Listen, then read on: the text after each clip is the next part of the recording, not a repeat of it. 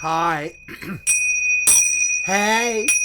It's Skycat Live! What's up, guys? It's 4:25 p.m. in the evening on a 8/29/2024. And I hope you guys are having a wonderful day. Today I'll be playing some WoW hardcore, WoW classic hardcore, some EvE Online, and some FFXI, and anything else that I feel like playing. And I'm just gonna get to it. There's not much to do. I'm just gonna get to work with no further ado. And no, gotta change titles here. Twitch. Channel content is going up. Twitch live stream. No, I'm sorry. Twitch, YouTube. No, wait. YouTube, Twitch. Start to auto generate portrait versus every click during clip creation. Okay. What are we doing? We are double checking. Yep, there's my Twitch. Gonna come and double check unlisted, public, done. Gaming, wow. And 29 Friday. Today's Thursday, is it? Oh, it is a Thursday. Nice. 29 is a Thursday. Yeah, the 29th. Yeah, 29th English. United States. English. United States.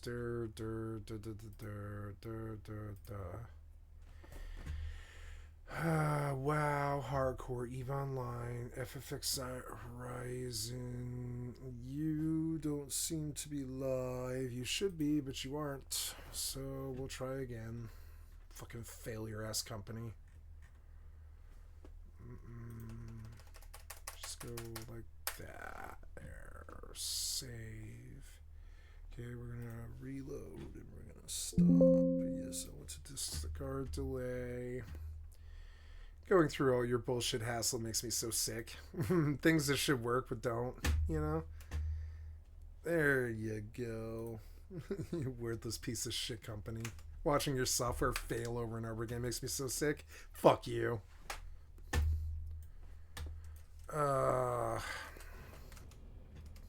Okay. So, hi guys. I'm gonna drop it off the big screen now. Deactivate. Activate.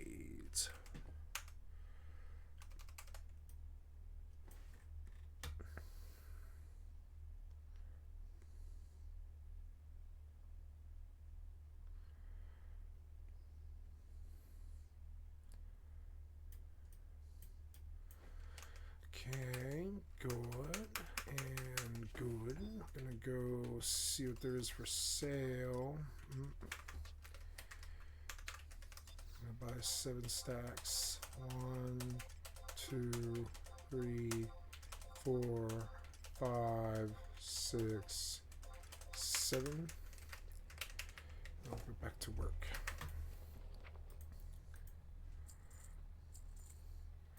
Nice, I made no money.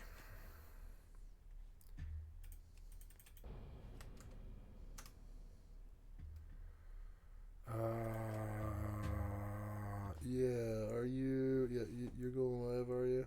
Yeah, you are. Okay, let's start over the Philip DeFranco. Sup, you beautiful bastards. Philip DeFranco Show, you daily dive into the news, and boy, do we have a lot of news to talk about today. So you just buckle up, hit that like button to let YouTube know you like these big daily dives into the news, and let's jump into it. Salute Santa, a brave and valiant defender of freedom.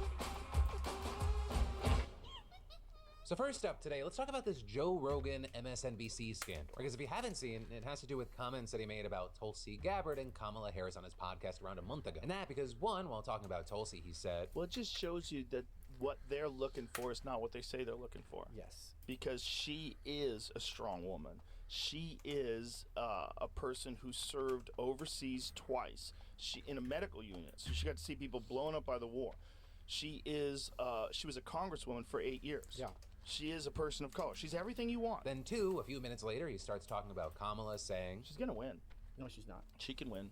They just want no Trump, no matter what, and they're willing to gaslight themselves. But then 3, Rogan called out MSNBC, saying that they posted a TikTok earlier this month that suggested that he said both of those remarks about Harris. And while that clip has since been do you like him? upload showed the other day, She's gonna win.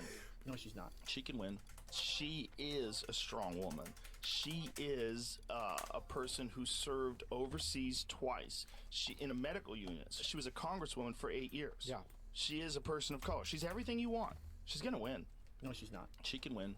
They just want no Trump, no matter what. right, MSNBC has gotten Discovered a Winston ton of Farmstead, backlash. 105 So, experience comments gained. noting that half those remarks are about Tulsi Gabbard, calling it liberal propaganda, saying that Joe Rogan should sue them over this, that this is nefarious editing, Tulsi You even received sharing the full clip grade in writing. MSNBC is again You received exposed as a copper tube. propaganda machine for the Democrat You elite received and flask how of they oil. will brazenly Aggro. try to deceive We you. knew that, And though, all didn't that we? led to Joe talking about it himself on his podcast this week. They just deceptively edited the things that I was saying. Took it completely out of context and made it seem like I was praising Kamala Harris and saying a bunch of 17 things that copper. aren't even true about her. Like, I was talking about Tulsi Gabbard being a congresswoman for 8 years and about how she served overseas. That's not something Kamala Harris did. It's something Tulsi Gabbard did. I was just saying things about her, and they put it out there as a clip of me praising Kamala Harris.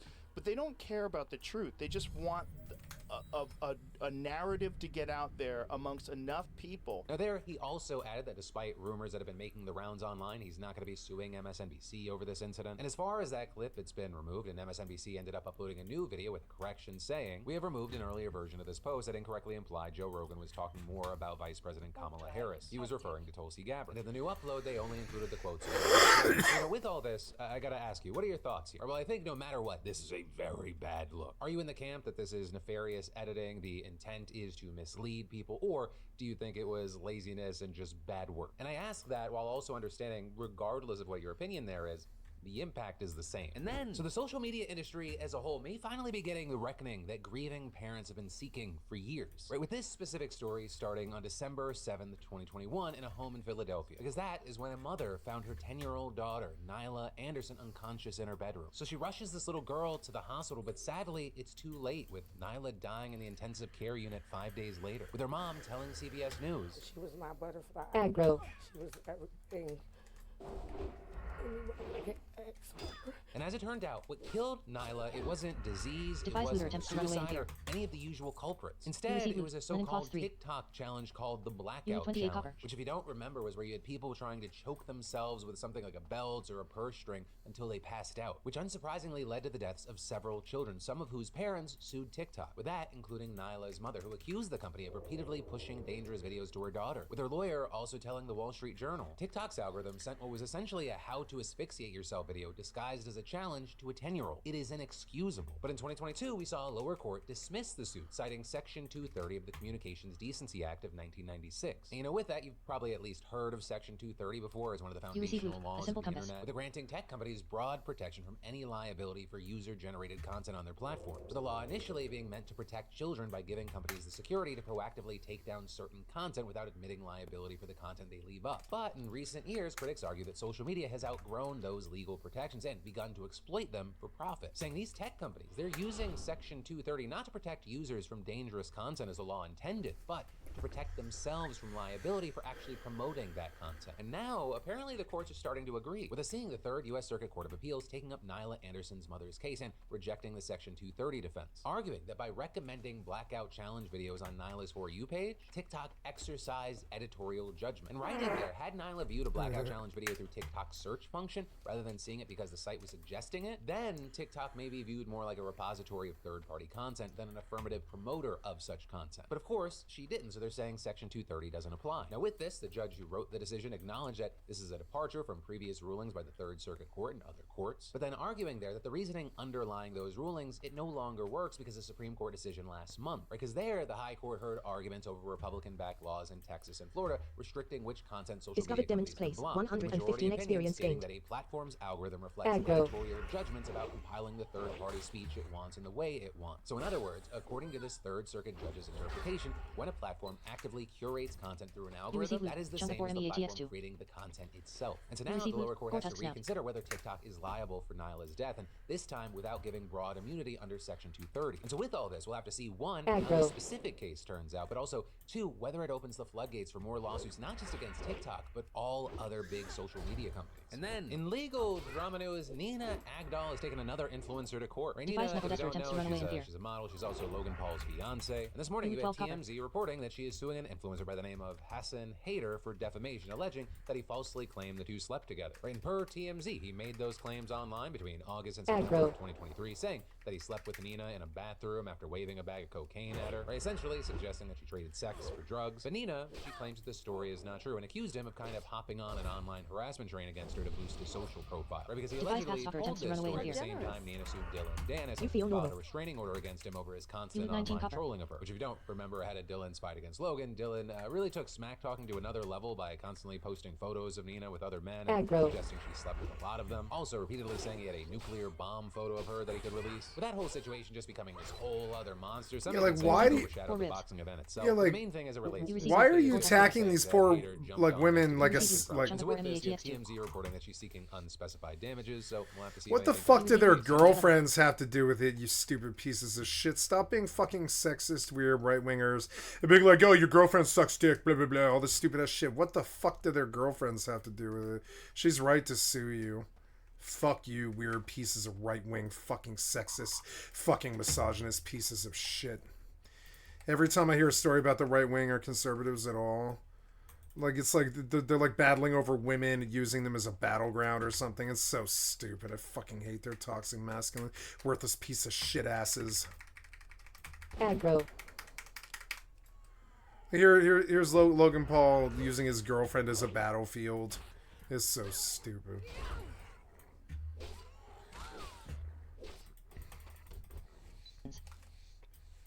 You receive loot. Chunk of 4 MEATX2.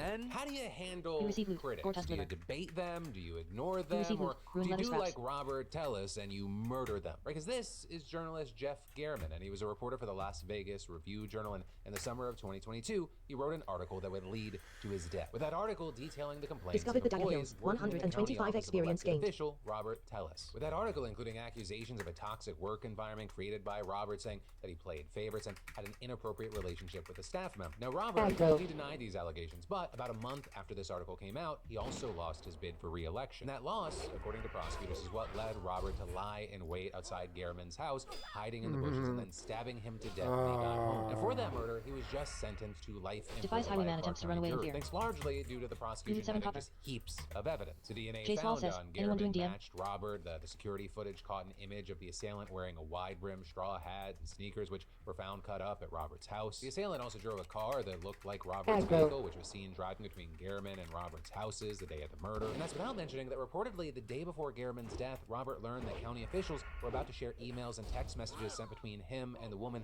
that he was having an inappropriate office relationship with. Though on the other side of this, you had the defense claiming that Robert was framed, saying that Gehrman's blood wasn't actually found in Robert's car or on the shoes at his home, with his defense attorney saying there is no rational explanation as to why the hat and shoes were cut into pieces, except that they would be easier to conceal and plant, and adding that the jury should ask themselves what's missing. With Robert even taking to the stand in his own defense, reportedly speaking for nearly 3 straight hours and insisting that he had been framed, saying that Gehrman was actually killed by a hitman as part of a conspiracy involving corrupt local business people that wanted Robert to stop investigating. He also suggested that police officers, DNA analysts, and the district attorney might also be involved, and added, this thing has been kind of a nightmare. I want to say unequivocally, I'm innocent. I didn't kill Mr. Gehrman. But after all of that was said, yesterday the jury came back with a guilty verdict, much to the satisfaction of the Las Vegas Review-Journal executive director Glenn Cook saying in a statement, today also brought a measure of justice for slain journalists all over the world. Our jobs are increasingly risky and sometimes dangerous. In many countries, the killers of journalists go unpunished. Not so in Las Vegas. And you know, he's very right. Being a reporter can be very, very risky. With the Committee to Protect Journalists identifying 15 journalists killed in the U.S. in relation to their work since 1992. Notably, the group's project coordinator saying that local journalists face a particular risk because of their lack of resources and proximity to those they cover or criticize. But they're also noting that Gehrman being killed killed You received outside loot. his Light home letters too. was especially disturbing, saying, "It's chilling to think that there are no safe spaces for those local journalists to go." And then, so full transparency,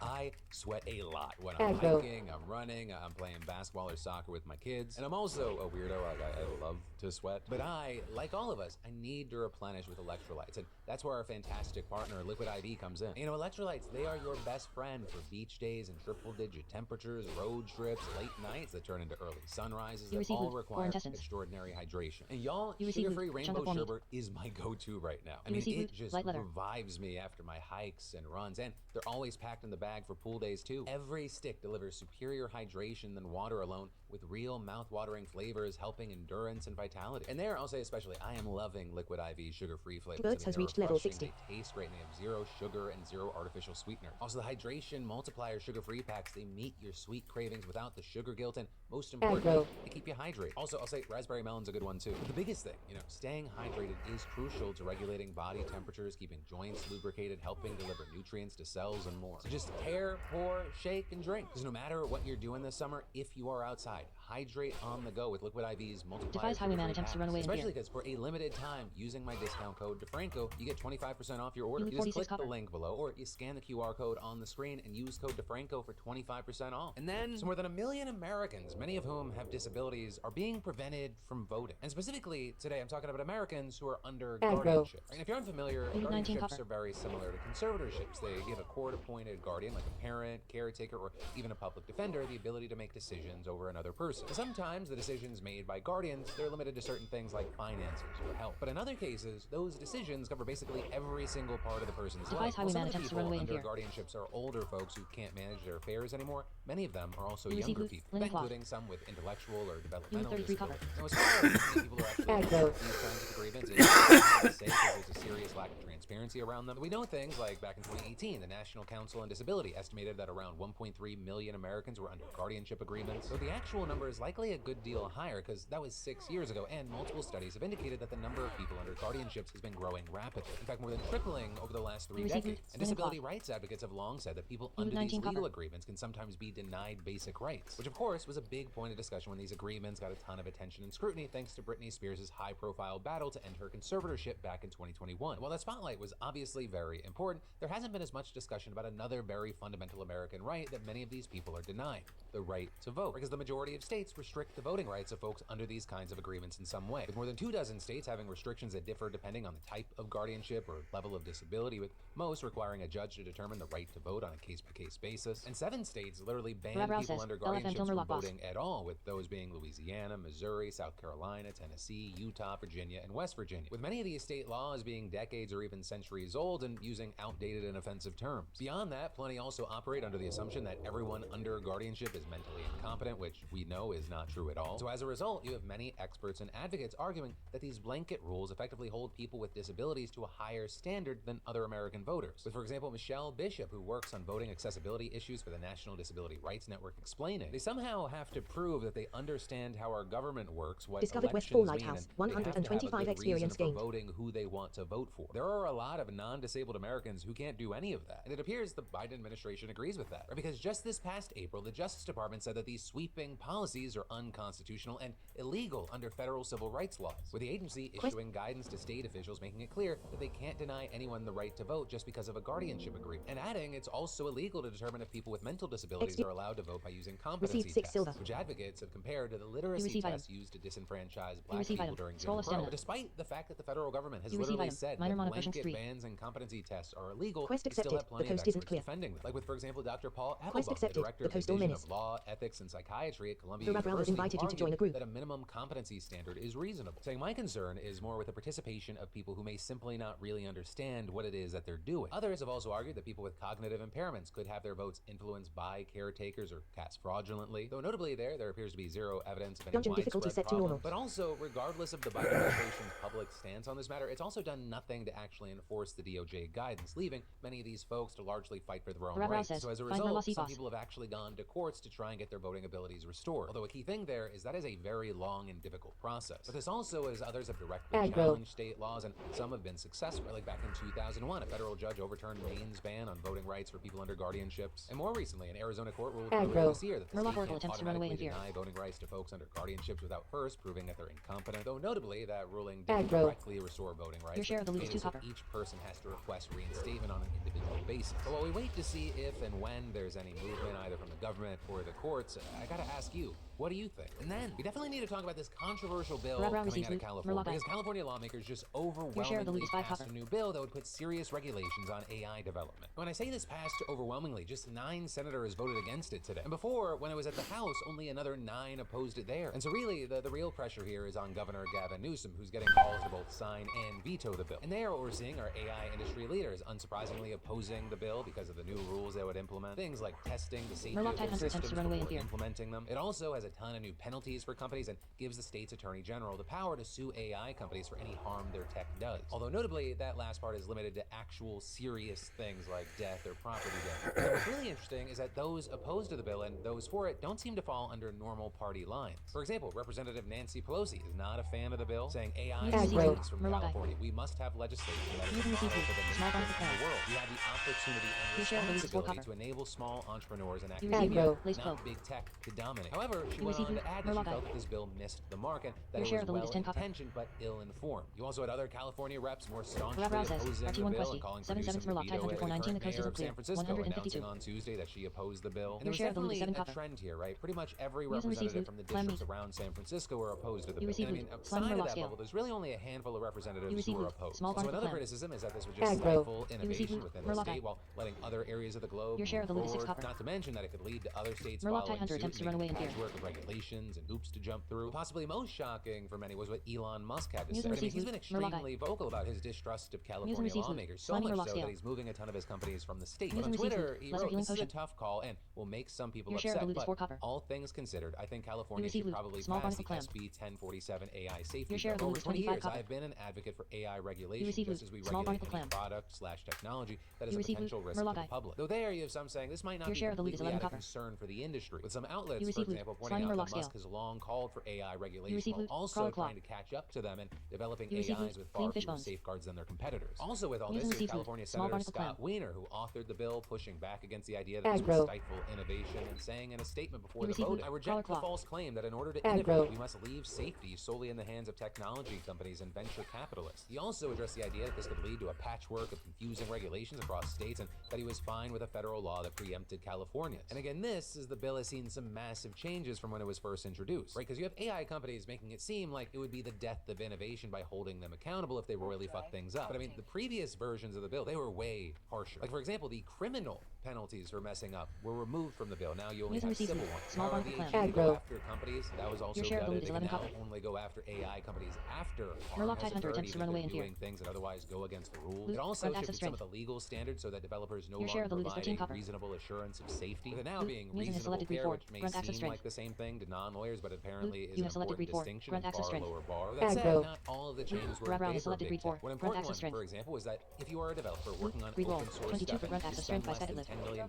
fine-tuning an AI, you're not actually considered a developer. And that means that you're not liable under the bill. Any issues would rest with the original developer. So one of the big questions right now is, well, what is Gavin Newsom going to do? Because as of filming this, he has not given any indication one way or the other. Though you have people noting he does come from that San Francisco bubble, and there appears to be something in the water there that just happens to make people love their big AI companies. And then, in big international news, cartel violence has gotten so bad in Mexico that the country is still trying to come up with creative solutions to keep the justice system just going. Right? And one issue in particular is that all levels of the criminal justice system get targeted for assassination, including prosecutors, and judges. And so because of this, outgoing President AMLO is proposing that judges now do cartel-related cases while masked and anonymous. And I mean, like, fully hidden. And in some states, this just might be necessary. Take Zacatecas, for example. They are one of of the worst hit states recently. In December of 2022, a judge was gunned down after leaving court, and since then, 103 judges within the state are reported to have received threats. And again, all of that is within just one state. And sure, the level of security in Mexico heavily varies from state to state as drug and human trafficking routes change. And while for some this seems like an elegantly simple solution,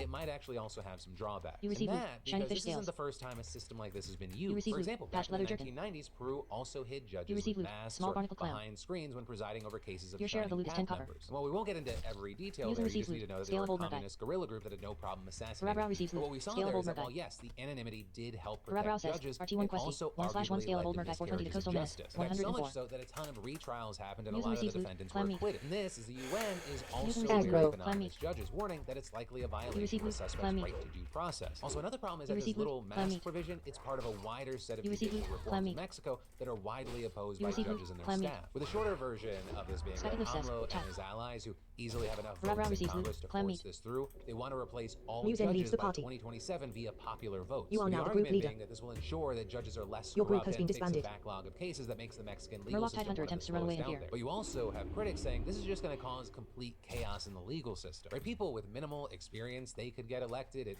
guts the checks and balances that an independent judicial branch gives, and it doesn't actually address the backlog issue. And that's without mentioning, the potential constitutional crisis. I mean, this is so controversial that pretty much all Mexican judges are on strike right now, and they're refusing to process cases. And so obviously, we're going to keep our eyes on this to see what happens next. I got to pass the question off to you. What do you think about a masked and otherwise anonymous judge? Do you think the chaos and the danger of the situation there? Justice is blind. I think it is actually a serious matter of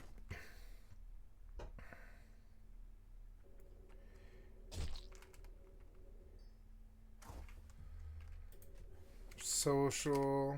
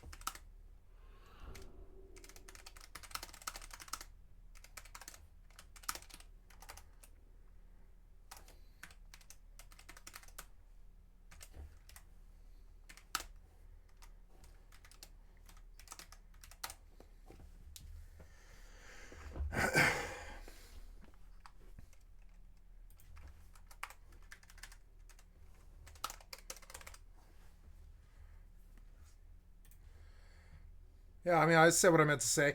I think it is actually a serious matter of corruption when a judge isn't blindfolded. When I was 17, I had a blind drug court judge. Best judge I ever met, and I had met a lot. Denver wouldn't have been I ever met, and I have met a lot. I have met a lot. Denver would have been lost without him. After being a client of his court for 11 months, I understood how truly corrupt any judge is if they don't wear a blindfold.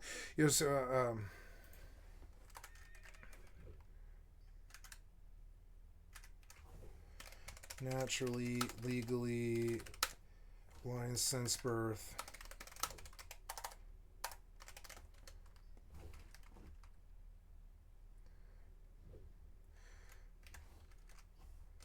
He saved so many juveniles' lives.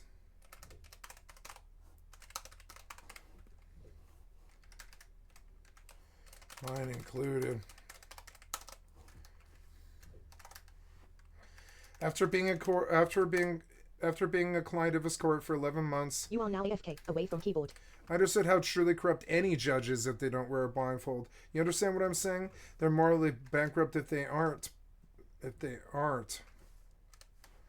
blind.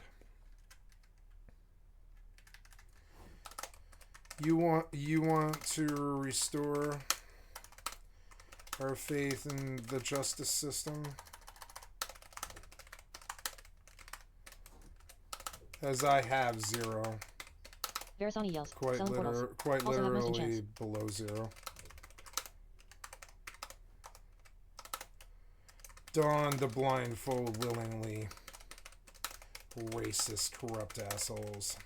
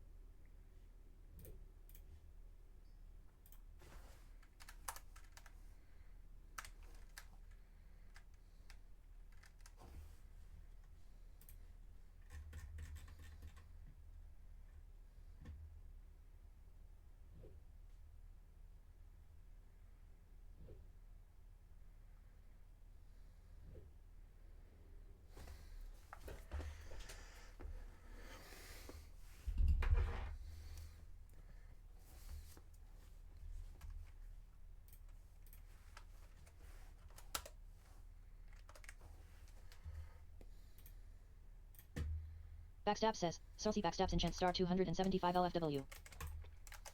You are no longer AFK.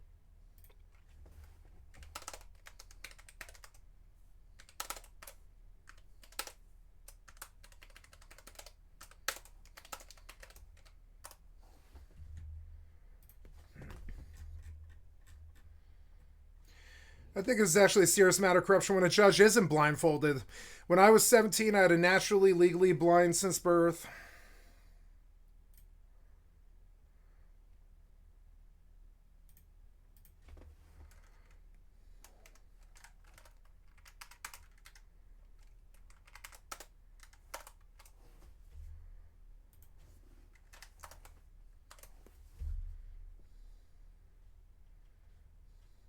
William says, if you want her back, you're gonna have to beg.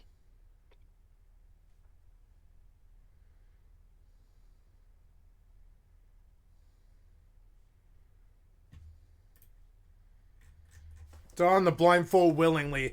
You've been pushing that rich white fucking bullshit fucking good old boy fucking SCOTUS corruption for 300 fucking years. I tell you, you must don the blindfold willingly. One of the first laws that I would ever fucking enact if I was ever to become a leadership in this country is I would immediately force every judge in the land to don a goddamn blindfold every time they stepped into the courtroom.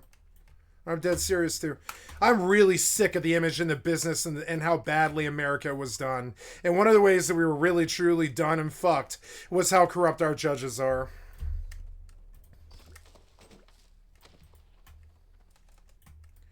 Done and truly fucked, you know. Dead serious. We got done and truly fucked. I mean, those SCOTUS is so corrupt. Look at the repeal of Roe v. Wade. You'll understand that, motherfucker. You better be donning a blindfold if you want to step into a SCOTUS position. I don't want you to see race or color or anything like that. Race or gender or anything like that. I want equality out of you, and your eyes are your worst enemy. Safety deposit boxes for valuable items. I want you to see them as Americans who need help, and not people of other color or anything like that. Honestly, I do. When I saw a judge who was not constrained by the judgments of a visually seeing man, I saw true justice, and I saw the greatest judge I'll ever meet, and I understood something better once I had seen it. Welcome to my Once you've had a blind judge, you can't ever look back and not understand once you've had a blind judge,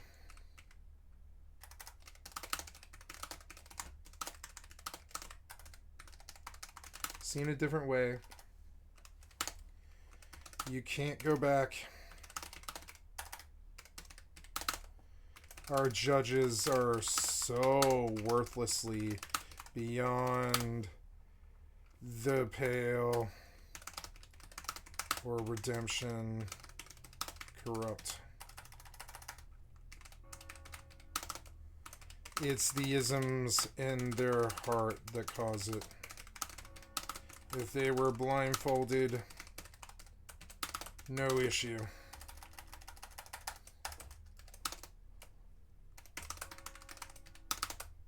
Not kidding.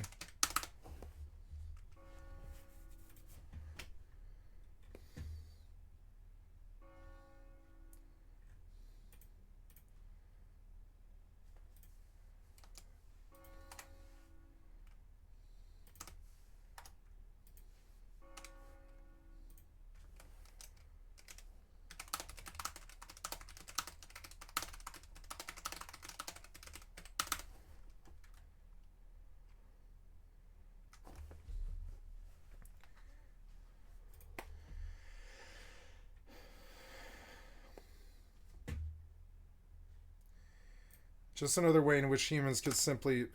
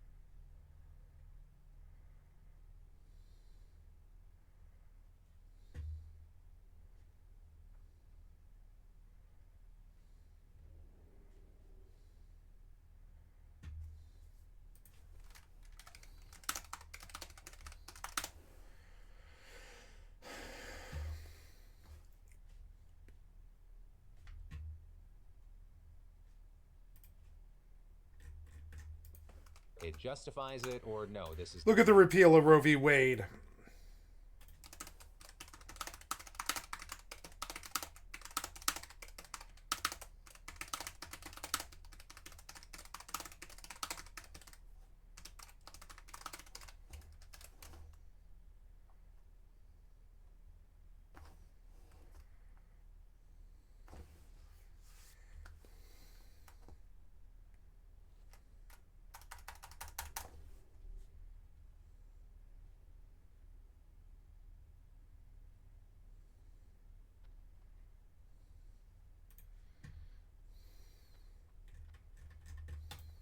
a slippery slope, or it's just to jump off of a cliff. What are you thinking and why? And then you're struggling to turn your brain off once your head hits the pillow, tossing, Yes. turning, waking up multiple times. Happened to throughout me the night. today. It is a I did not get to bed till 11 or something like that, and I went to bed at 4. I just sat there for 7 fucking hours. Couldn't sleep, had no idea why. I just sat there. I doped up twice on sleeping Circle backstabs and pills. chance star And I was like, 275 I don't LFW. know. I can't. I can't.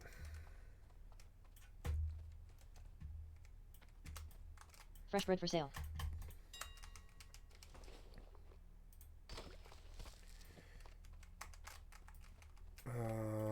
I came back here because I need to train lockpick. And I did not have food, which means I must go fish. Or, well, I don't know. Let's see. Yep, bristle whisker catfish. The best place to catch this.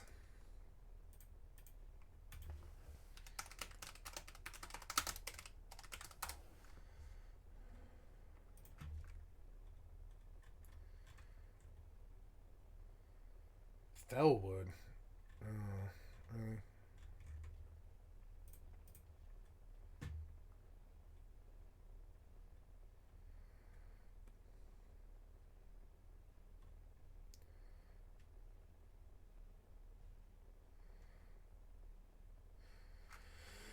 Oh, good. Okay, so I can fly to Redbridge. Okay, that's where I need to go. Okay, that works because I need to cook and I need to eat to fish. So we will do so. Damn it.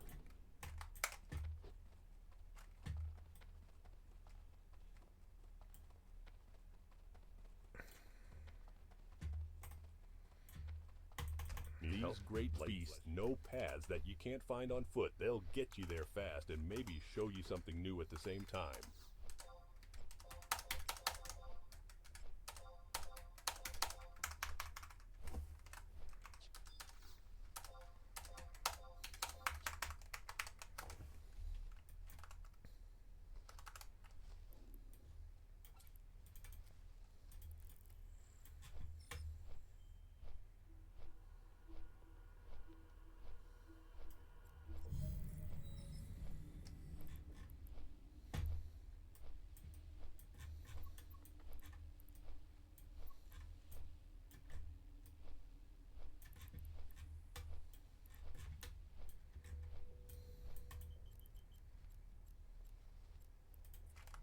Warp drive active.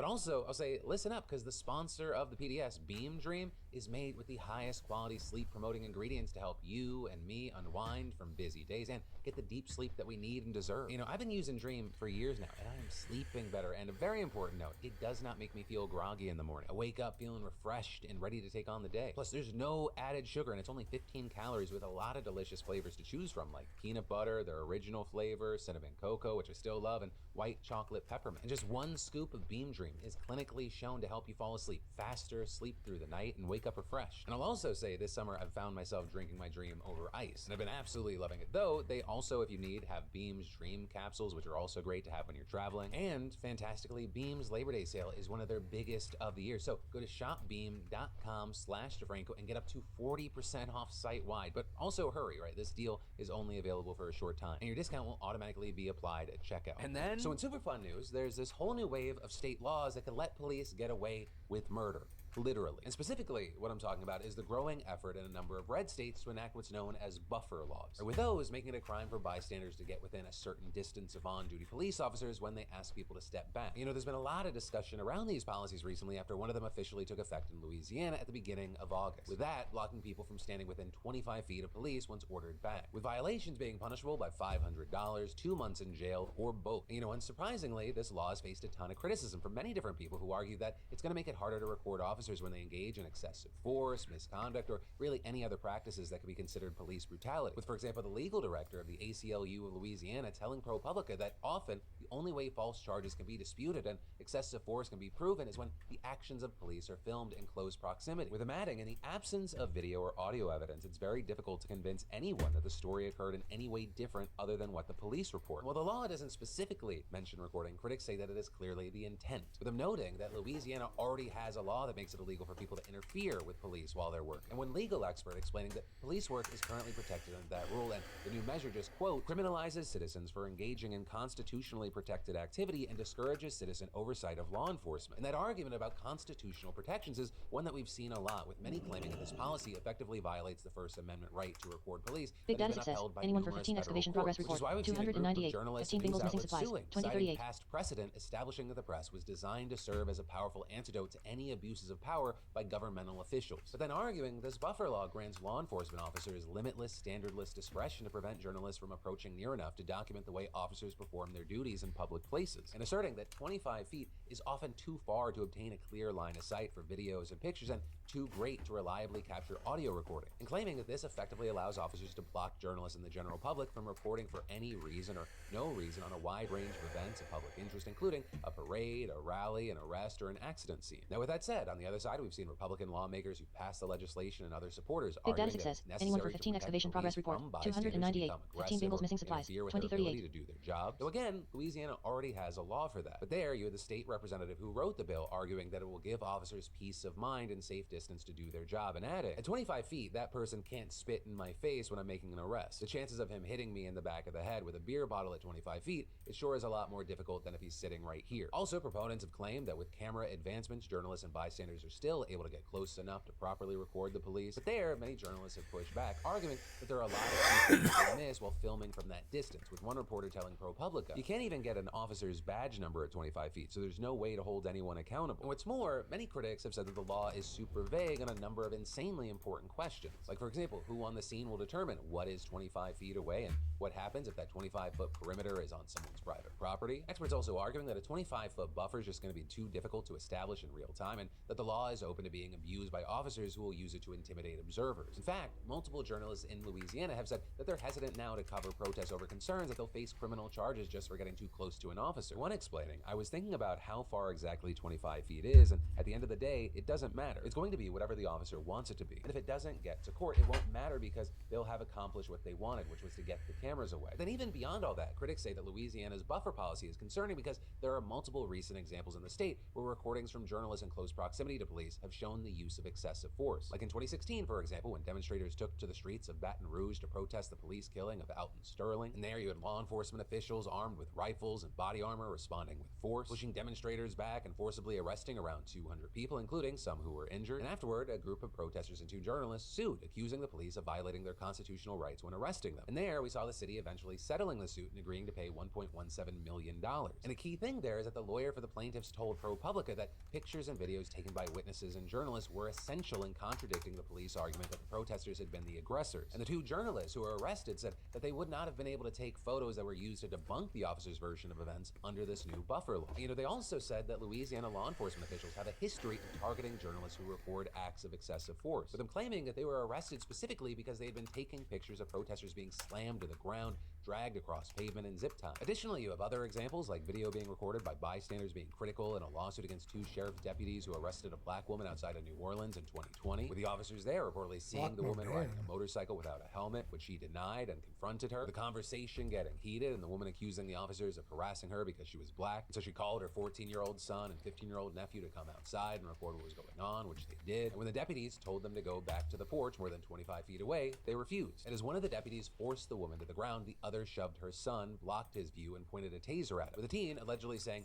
"You can't tase a child," to which the officer responded, "Watch me." And because this got documented on video, this past May, a jury found that the officer had intentionally inflicted emotional distress on the 14-year-old and ordered the local sheriff's office to pay $185,000. Right? And in addition to those examples, many have also raised concerns about the buffer law taking effect in Louisiana, where multiple police forces have a super sketchy track record. The New Orleans Police Department has been under federal oversight since 2013 because of widespread abuses like excessive use of force and racial discrimination. And the state police, they're currently under DOJ investigation after the Associated Press discovered over a dozen incidents in the last decade where troopers beat black men and then tried to cover up their actions. But of course, this also goes way beyond Louisiana, right? Because recordings or photos taken in close proximity have played a key role in numerous high-profile police brutality cases all over America. With, of course, one of the most infamous in recent years being the murder of George Floyd by Officer Derek Chauvin. With that video, which was recorded by a 17-year-old girl who stood a few feet away, holding a sentencing victim show. Very significantly here, police buffer laws didn't even exist at all before Floyd's death, with experts saying the proliferation of these measures and the dam are open to attacks as well. I've no choice then, it seems. I'll need hired arms. How about you? You seem a likely sort adventurer. A group of ogres has set up camp on the northeast of the lake. Perhaps you could recruit some others and help remove the threat to our town.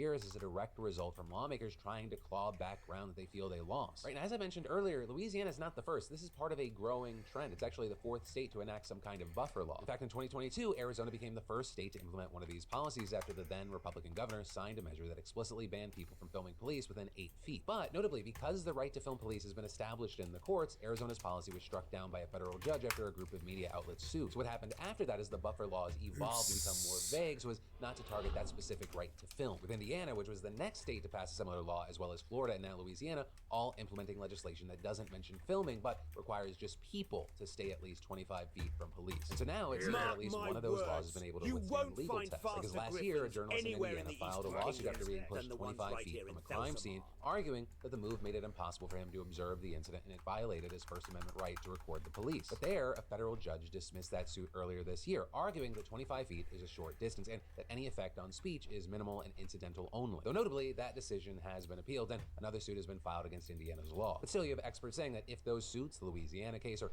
any future constitutional challenges are upheld, we'll see more states enacting similar policies. So clearly, the stakes here are super high, not only for police accountability, but for the protection of essential free speech rights. And so for now, we'll have to keep an eye on the situation, but in the meantime, I'd love to hear from you. What are your thoughts on this situation? But that, my friends, is the end of your Thursday evening, Friday morning dive into the news. That said, I know we're going into a holiday weekend, but do not worry. I will be here to inform and or ruin your day on Monday. Because like I always say, I gotta be the most consistent thing in your life.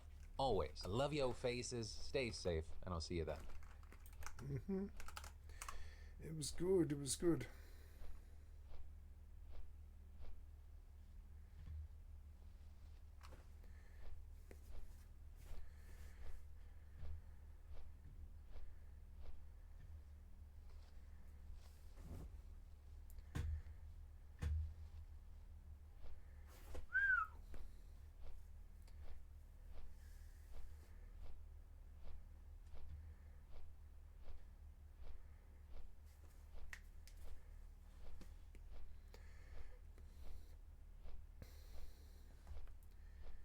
Yeah, I thought about doing this. I realized that you can get like an ounce of weed for $50 in Cali, but it's still $450 in the parks in New York. And I was like, that is a 8 or 10% markup, or whatever. That was 8 or 10 times markup. And I thought about doing this when I was young.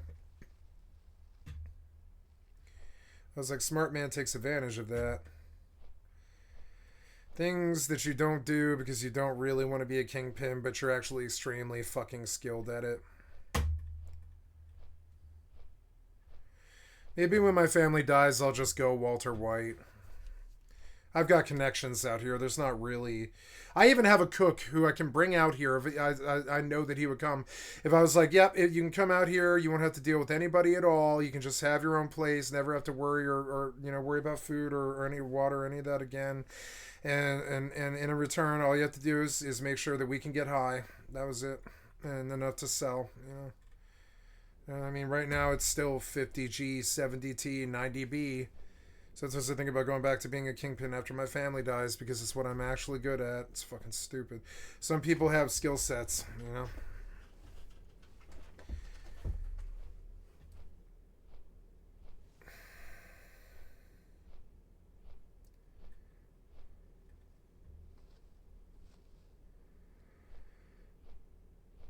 I think I might be quitting Linux and going back to Windows. Oh, hello, guys and gals. Why are you smelling your fucking shoes? You're disgusting. Also, today's video is sponsored by our friends over at Vessi. It's actually a shoe brand I've been wearing for a few years now. And let me... Do you huff your own sock farts often?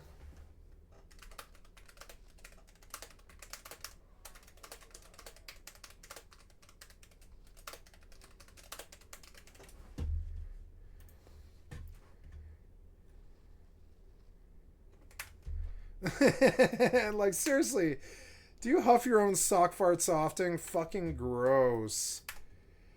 I really, like, unironically almost puked in the sink.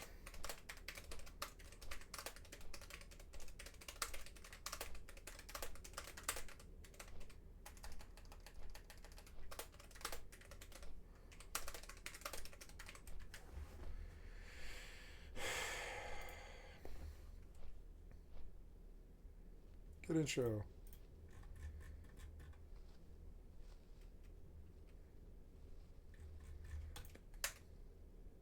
Feature waterproof shoes.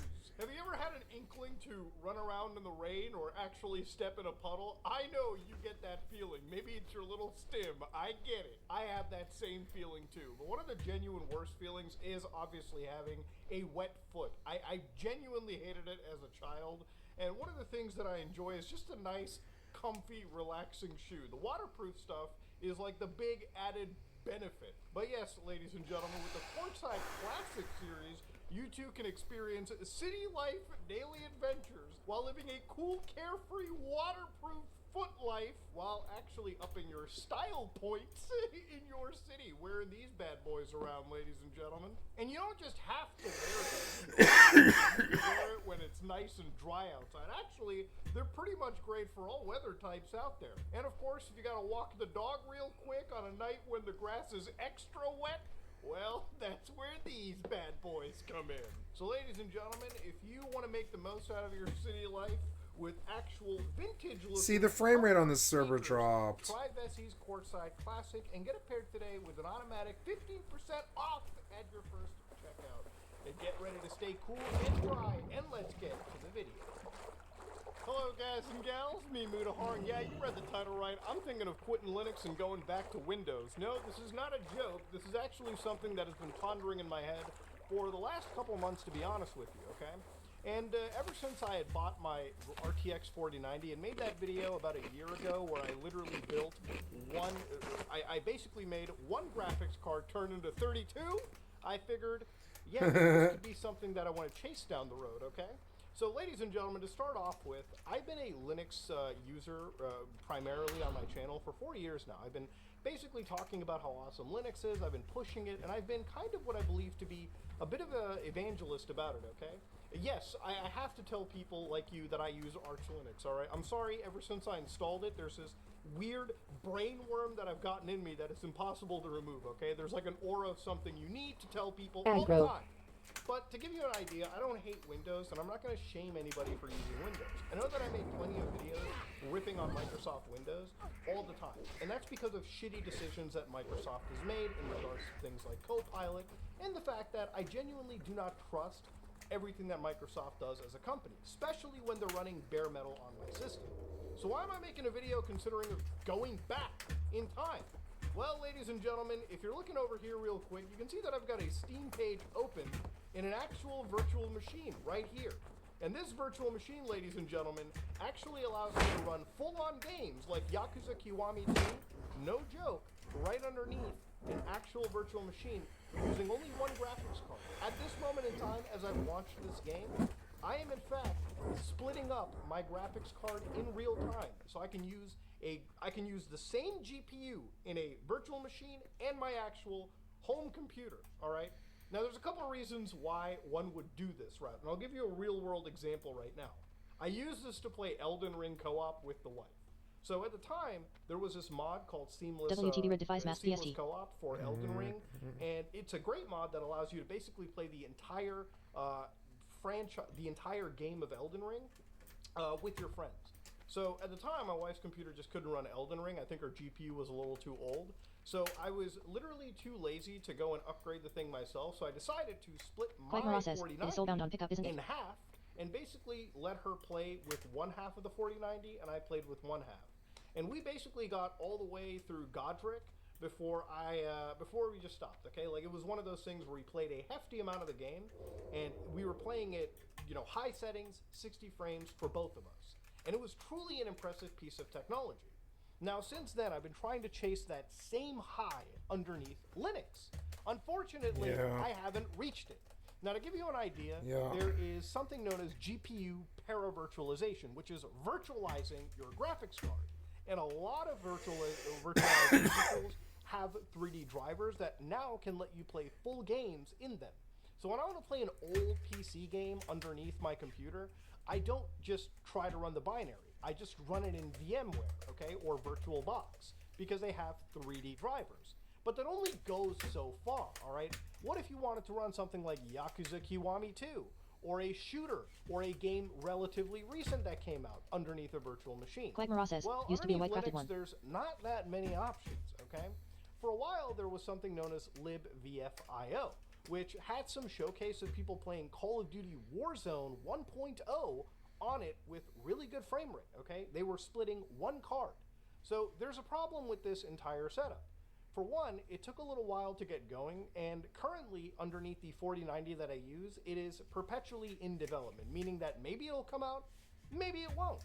So upgrading too far down the road can cause you issues running this. Now, the other thing was something known as vGPU Unlock, which required you to get access to NVIDIA's like developer business side of things and basically modify or alter the driver of your actual like NVIDIA GPU so you could resemble something known as a quadverse. So basically, at a server level, what companies allow you to do is split or virtualize portions of your graphics card, and this is something that's locked to big companies. And of course, when you get to a later point, you need to actually start patching your Linux kernel. And at this moment, it becomes a matter of, do I really want to go through this for, you know, do I really want to go through the insane effort involved that's just not even going to be entirely functioning for me, provided that some of these like developer agreements go up or expiration dates start to hit. So later on, I looked into something known as VerGL, which was an actual graphics driver for QEMU. But of course, this only went so far, and trying to get this thing to function appropriately underneath an NVIDIA graphics card rendered me with node errors and things that just would not initialize. And even when I thought it was working, and it said it was working, I was getting like 2 frames, maybe 1 frame on average, with a lot of these benchmarking tools, which showed me that yes, it told me it was working, but it probably wasn't working. Now, I saw recently there was something known as VirtIO GPU Venus, which was something where I saw a few videos of some users playing Dead Space Remake at like 60 plus frames per second, Resident Evil 8 Village in a very, very impressive frame rate. So I thought, oh, maybe this is the route that I should go down. But unfortunately, it also involved having an AMD graphics card, which I did not have. I had an NVIDIA one. And you had to start downloading specific Linux kernel patches. Now, if you think that I'm paranoid as fuck when it comes to running regular software in my system, You receive loot. I Ice am cold MILKX5. triple paranoid when it comes to installing somebody else's patches in the actual OS's kernel itself. It's just never going to happen. So that high that I experienced with my significant other playing Elden Ring was something that only was reflected in Windows. So at this moment in time, I wanted to kind of guide you through the history of why I even went down this road. 4 years ago, I made a video where the goofy Mutahar face comes from, where it was titled literally me building a virtual gaming like VM. And I did this because at the time for the virus investigation series, I was looking into this PUBG malware. But I didn't want to run malware on an actual system. I wanted to run it in a virtual machine that could run something like PUBG. So what I did was I installed my own, Linux operating system, and I used a Type 1 hypervisor. Now, the thing about a hypervisor is if you look into the actual types, a Type 1 hypervisor is something that is embedded in the machine's firmware. A Type 2 is something that you install on the machine, and it actually works with the machine's operating system. So when you install something like VMware or VirtualBox, there's a good chance that is a Type 2. A Type 1 is something that is known as KVM, which is something built into the Linux kernel itself, and it's a part of the actual process. A lot of big servers use it, and a lot of smaller guys like me who just want to have split up GPUs use it all the time. So the thing about it is, Healer says, anyone knows where is the Messager? Microsoft has the same thing. They have something known as Hyper-V. Now, Hyper-V is something that you can install right now if you have Windows 11 Pro. But you probably are using Hyper-V without knowing if you own an Xbox. See, every time you fire up a game on an Xbox, what it does is it launches a brand new virtual machine where it allocates a certain amount of the actual system's resources. So it runs games in a virtual environment. It sandboxes a game from the rest of the Xbox's operating system. So the way that Hyper-V works is you have Hyper-V, basically your host computer, and your actual operating system, so Windows, like what we're using over here to record my footage, my desktop, this is running in a virtual machine. But you probably won't notice it because that's how Hyper-V works. And within Hyper-V, you can then create multiple machines. And then you can do things like GPU partitioning, which we'll get to later on. So the thing about all of this is when I started making that video, it was pretty simple. I built a Linux box. I basically had a integrated GPU, which was a graphics processing unit that's built right into your processor. And I had my RTX, I think it was like the 1080 or the 2000 series at the time. So what I did was I used something known as VFIO, and it hijacked the card as the system was booting, meaning Linux could not access that graphics card. I then passed that over to the virtual machine I had built, and lo and behold, I could game underneath Windows. Now, one of the first few videos that I saw on YouTube was like literally right here, where some guy was playing Assassin's Creed, Black Flag, just like this. And I was blown away by it. This was uploaded like 10 years ago, so it was something that was entirely possible at the time. And of course, one of the most popular videos I think that came out of this topic was a channel known as Level 1 Linux, Level 1 Techs. So Wendell had shown GTA 5 running underneath Arch Linux, or running underneath any form of Linux, to be honest with you. Nowadays, this whole process is super duper simple to do, and there's an entire wiki that you can follow that'll just basically work and get you up and running, I would say, within an hour, depending on your skill, right? If you're really skilled, I'd say minutes. But with all of that being said, experience gained 1,550 years. Because later on, You receive what item, happened Grayson's was torch. games like Rainbow Six Siege, had started to implement, really stringent checks into their anti-cheat. Now, anti-cheat technology is not new, and if you look at anti-cheat stuff now, there's a lot of popular games that just will not work underneath this method. But at the time, what had happened was my gameplay on Rainbow Six Siege was met with me being kicked out of sessions every single minute. And this happened because the anti-cheat, BattleEye, was basically detecting that I was in a virtual machine, and they kept kicking me out. So immediately I thought to myself, wow, the whole reason I built some of these things was to game on. If I can't play the games that I'm most passionate about, maybe this project starts to die. But then Valve really put a lot of its time and money focus into building the Proton system. So nowadays, you might be using the Steam Deck, and the Steam Deck is truly a magical piece of brilliant engineering. It's one of the best handheld systems that I own, but a lot of it comes from Valve Linux development. So basically, the way that Linux gaming works now is a lot of game developers and publishers develop Linux games, but they don't have a financial incentive to build Linux versions of games. See, most of the world uses Windows. It's the entrenched operating system, and for the most part, it's a pretty decent OS. So when people are using Windows, all right, that's the primary operating system, and that's what games are developed for. That's what a lot of software is made for.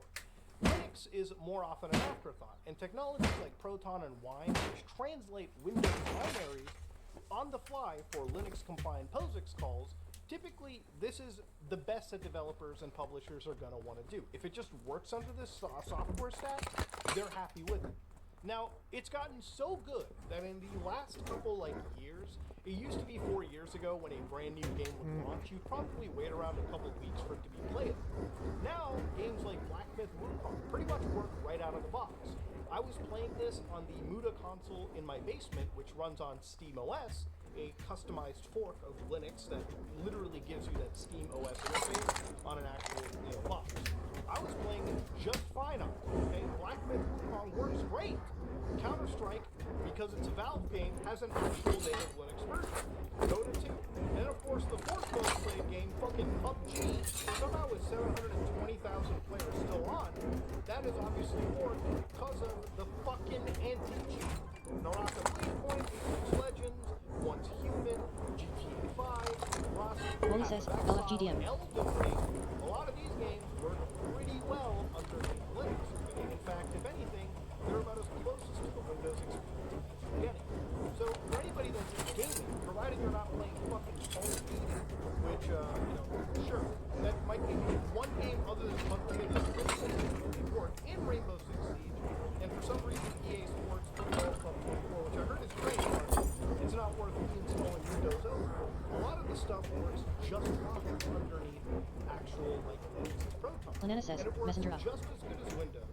And honestly, if you sat down somebody and just hit the play button and gave them access to a game, they wouldn't even be able to tell what operating system they're playing. It just works that good. So at this moment in time, I had done a little computer upgrade. I went to the RTX 4090.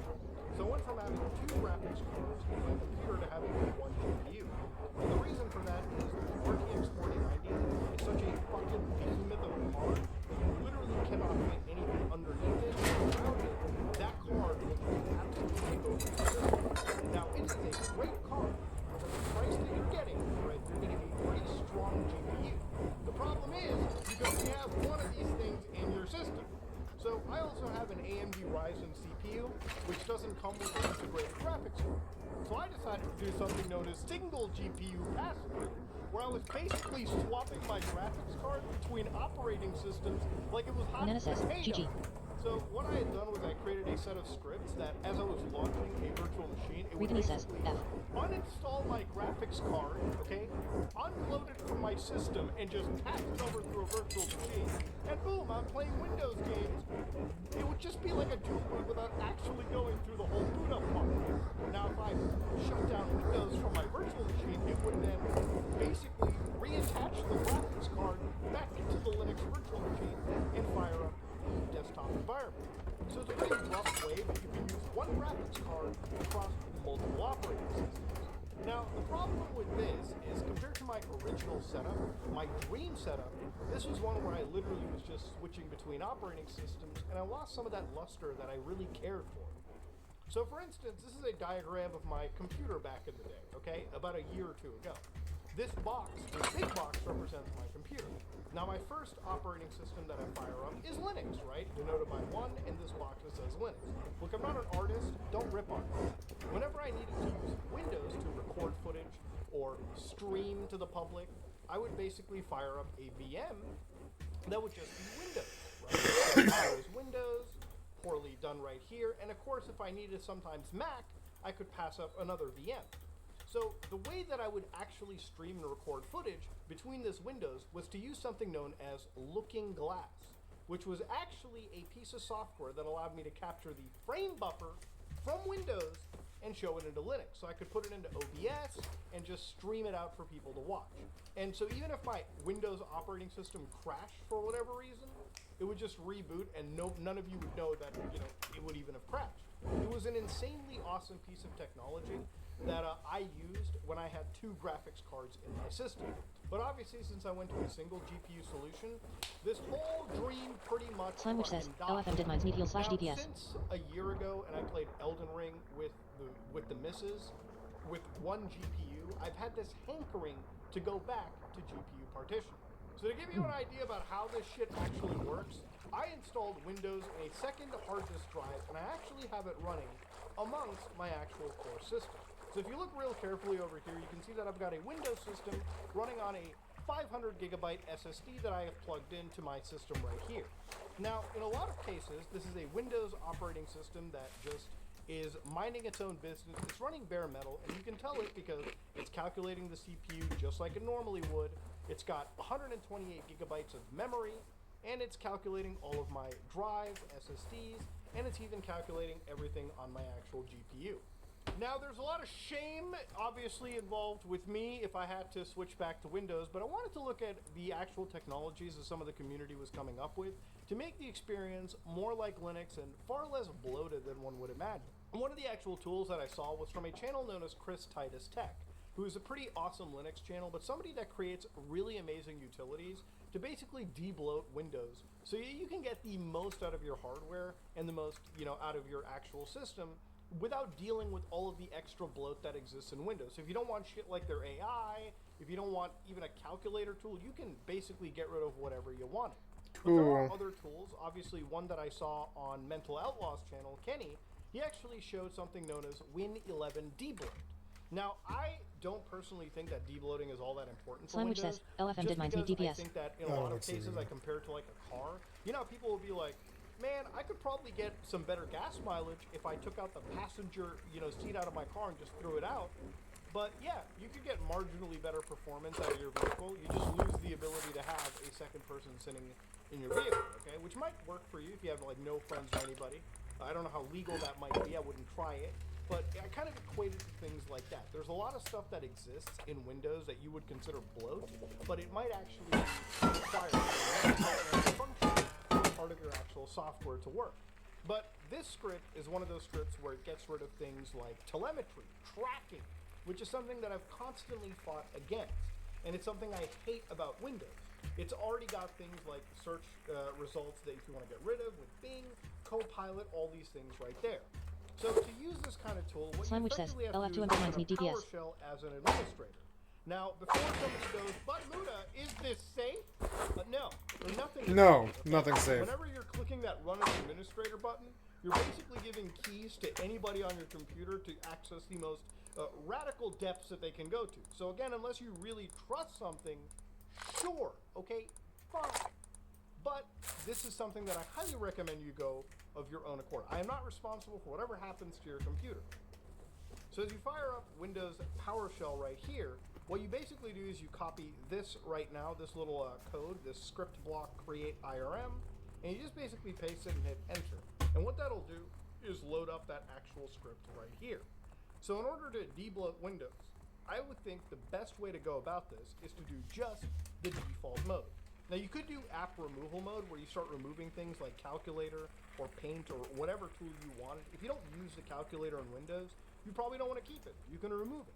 But we're just going to go to default mode and hit 1. So what that'll do is it'll remove the default selection of apps, it'll disable telemetry, diagnostics, and app launch tracking, and targeted advertisement. Disable and remove Bing Search and Cortana, which I don't even think Cortana is part of Windows, but sure. Slimewich says, Disable tips LF and 200 mines tricks need for DPS. the lock screen. Basically, get rid of Copilot and everything you never wanted. So once you hit enter, you'll notice that Windows is going to start wiping things left and right. So as the script is executing, you can basically just like walk away a little bit. It'll take some time. You might not get any verbose information, but after a bit of time, it'll deload Windows, and you should have a Windows that is as tracking light as you want it. So as you can see right over here, it's working, and it's removing Bing Travel, Bing Weather, Microsoft Office Hub, Power Buy for Windows, Windows Maps, Alarms, Skype app. So again, if you never ever use Skype in your system, you can actually start typing these things individually and realize, uh-oh, it all went black, everything is good, everything is now removed. Now, earlier in this video, when I was talking about like different virtual machine technologies, one of them was vGPU unlock. Now, obviously, when you work for a big company where they purchase massive cards like these NVIDIA Teslas and these like data center cards, where they Slimewich says, cost LF an 200 mines need infinitely DPS. high amount of money compared to what you're buying at Best Buy, but they're designed for big research companies, big organizations. See, they come with special software that allow you to split GPUs or partition them for everyone around. Now, if you want to get access to this without paying a crap ton of money, then you use Hyper-V. Now, at the time, I could have bought one of these cards. Like, they're actually selling some of these NVIDIA Tesla cards for like $200 on eBay.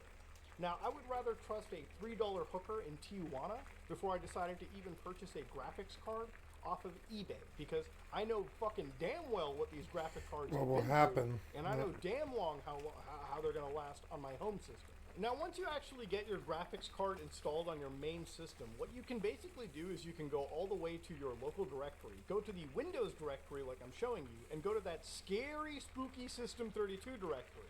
Inside your System32 directory, there will be something known as Driver Store, File Repository, and of course, and amongst all of these folders, you're going to just keep tapping the N button until you get down to something known as the NVI, I think that's what it is, so NV Display. So once you see NV Dispy and NV Dispig, you're going to download You are now NV AFK, away from Dispy, keyboard. because that's the kosher one to have. You're going to copy that over to a special folder on your system that you can just call on your host device, send to virtual machine, okay, or VM. And again, once you copy it over there, your next step is to go back to that System32 directory, and inside here type in NV and then star.star, which will be your wildcard, and you're going to give it a little bit of time to search through this directory until this little magnifying glass stops shaking, and you're going to basically Control A to highlight everything in this directory, and just Control C, copy it, and copy it to a special folder where you have all of this stuff ready to go. Now, once all of this is copied, okay, you're going to go into your virtual machine directory, your Hyper-V manager. You're going to create a new virtual machine. And in the new virtual machine, what you're effectively going to do is specify a specific name. So you can call this, I don't know, I guess, GPU if you wanted to make it really easy. When you go to a specific generation, you want to make sure these are in generation 2. All right, generation 1 will not work, so don't even bother going there. When it comes to memory, depending on how much memory you have in You your are no system, longer AFK. give it a healthy amount. I have 128 gigabytes. I decided to give a virtual machine 20 of those gigabytes, okay? I'm sure both systems will be just fine. Of course, in your networking, make sure you select a default switch. And when it comes to hard drive, give it like 200 gigabytes or however much you want to give it. Just because if you're going to be installing games on it, especially modern games, you're going to want to have as much space as you can reasonably allow. And of course, at that moment in time, you can download a copy of Windows 11 from the actual Windows storefront and use that to install underneath the system. And now at this moment in time, we're going to be doing a little bit of PowerShell scripting, buckos. So we're going to be splitting up our GPUs like champs. You're going to open up your terminal here real quick. And actually, you're going to want to open that up as the administrator, just because we need some administrator privileges to be running a certain command. VM host available GPU. Hit enter and copy all this information. What's important is the values that are presented here, okay? So you can see that I've got 1 billion total VRAM, available VRAM, everything. So when you're going to be writing the next part of the script, you want to make sure this script is going to allow you to be within these values. So you're not really going to be running into errors or crashes. What you're basically going to be doing is writing a script that uses around, I would say, 80% of the values you see listed here, just to basically achieve, you know, no crashes and no issues. So, first things first, you're going to go $VM equals, and you're going to type the actual name of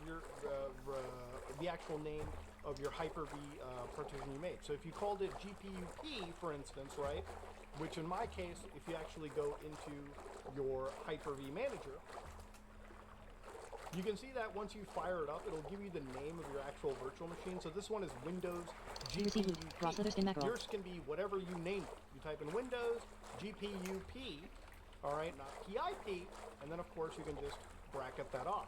And then of course as you go down, you want to do add, all right, VM GPU partition adapter, right?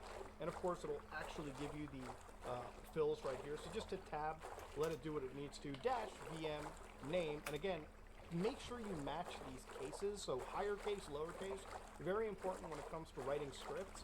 This is Did not I like miss a it, or class where maybe you might be able to get away. Computers absolutely rely on that exact definition. Set VM GPU, all right, partition adapter, and then of course VM name, all right, like that, $VM. Now at this point you're going to be entering in a few values, and this is based off a PowerShell script that I saw on level 1 tech, but I'll guide you through exactly what you need to enter. So when it comes to the first variable, minimum partition VRAM, you want to give it something like, I don't know, 80 million, for instance, right? This is just based off of my actual GPU. Your numbers will be different, and it's based on a percentage of what you saw. Porcaro has reached level 60. GPU table we literally queried like a minute or two earlier. So I gave it the number of 80 million. Now, I gave a max value of 800 million. So it's not going to look clean when I'm writing this out, but the idea is you have your minimum partition and your maximum partition VRAM will be, like, for me, again, 800 million. So again, it doesn't look really that different in video, and again, I could have used a better number, but the idea is these are the two numbers you're going to want to have. So one thing that you can do is open up a little notepad and just basically say, here is the minimum value, so keep that on top. And you can take the larger value and just copy it below. So immediately you can just highlight this minimum, copy it, and just paste it into this as needed. So at this point, the next thing we need to be typing in is optimal partition VRAM. And optimal and the max is always going to be the same number, okay? So the way that you look at this is the minimum, anytime you see minimum in any of these like arguments, just give it the minimum value. If you see max or optimal, give it the max value that we have. So when it comes to optimal, take that maximum value, paste it in there, and of course you want to do min partition encode, and minimum partition, obviously take that smaller value and just toss it in. So max partition encode, all right, take that large value, optimal, just copy that in there. And again, optimal partition encode, you're going to take that max value and just put it in there. So minimum partition decode, again, take that really minimum value and just copy it. Max partition decode, again, the optimal, just copy it in there. Optimal partition discode, so optimal partition decode, copy that in there.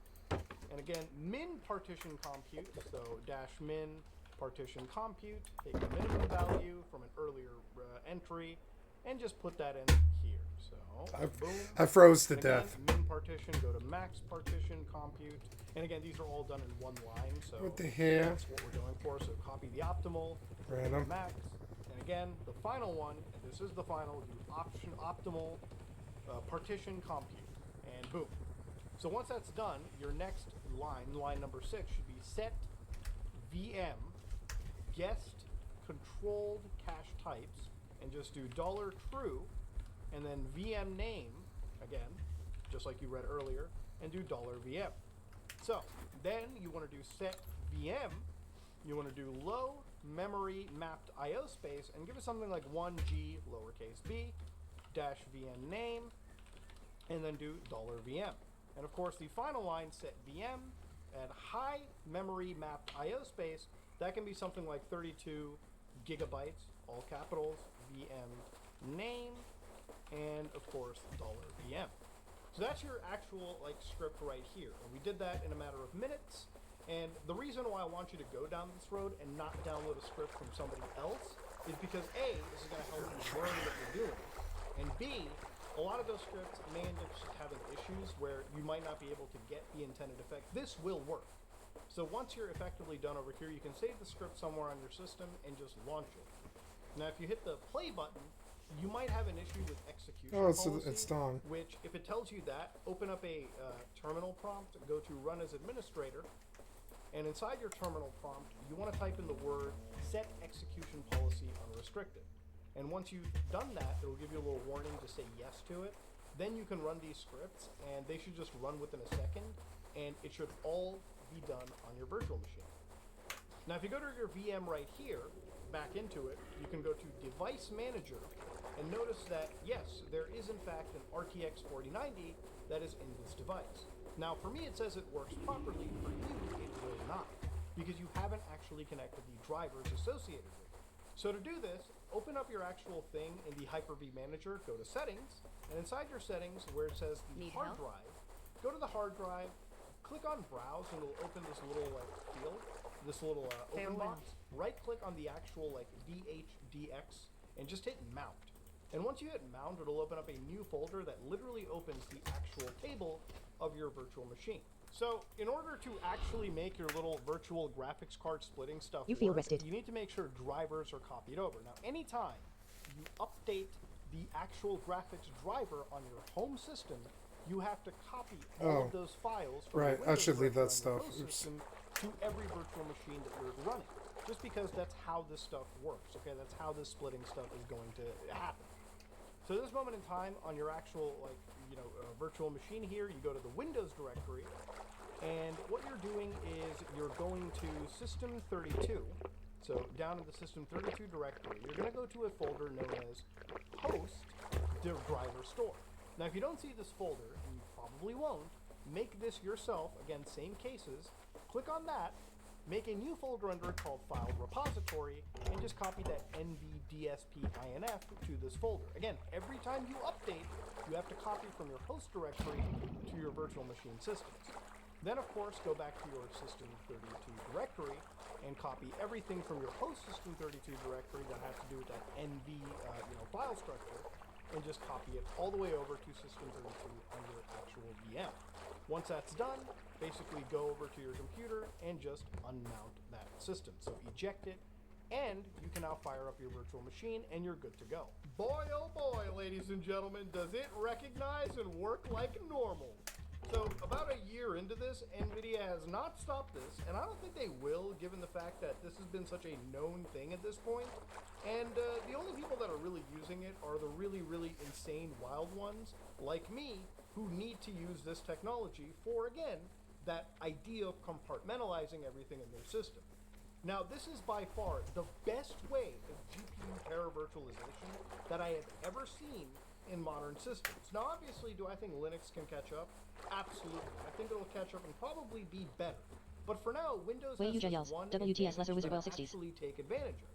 So, for instance, why do I use, virtual machines? For one reason alone, is running software. So, for instance, if I wanted to record a video on my system, it helps for me recording games that oftentimes record at interestingly different resolutions.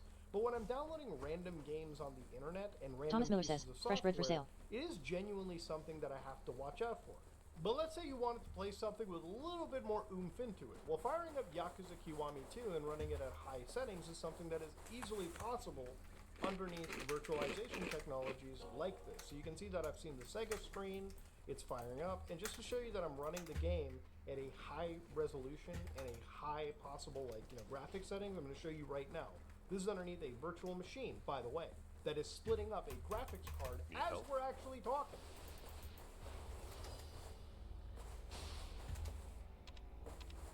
So here we're going to settings, we're going to graphics settings, okay? So you can see 1920 by 1080, 64 hertz, quality at ultra. Okay, now of course we can just hit continue, And of course, we go to like slot number 4, it loads up perfectly. It's almost indistinguishable from the bare metal system. It's running on an SSD, running with all the memory, and boom, here it is. You guys are playing Yakuza Kiwami 2 underneath an actual virtual machine like this. And of course, this whole thing can extend to other games as well. It's not just this one title. That's odd. EvE died, did it? I guess so. Like, I wonder if we can just do like a quick little fight on the street here real quick. This is when like you give me this game for like an hour to play just for footage. I'm like so overpowered in the game that I already have like all the end game shit pretty much unlocked. Nothing can defeat me in this game. Looks horrible to me. Looks like 24 frames. Japan is like, right? Like, That does not look good. you walk down the street and you just see like some dude in a suit going fucking full Dragon Ball Z on a guy. Dude, it's insane.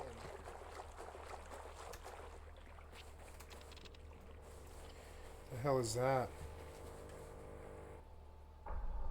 Now again, in the previous video that I've shown about this too, also I was running games like GTA 5 on a host system, and I was running games like Resident Evil 2 Remake, both really graphically demanding games in an actual like environment, a host virtual machine style thing. But of course, like everything, there has to be give and take. And because this is a virtual machine, the problem is you're not really able to play video games that require anti-cheat underneath this. So a game like Cross Defiant from Tom Clancy's, I'm going to fire this one up, and the problem with this is because it runs on BattleEye, it doesn't have any issue running underneath this split virtualized GPU. The only issue is because you're running it in a virtual machine, BattleEye is definitely not going to be supportive of the fact when I try to play online. I'll show you exactly how it works.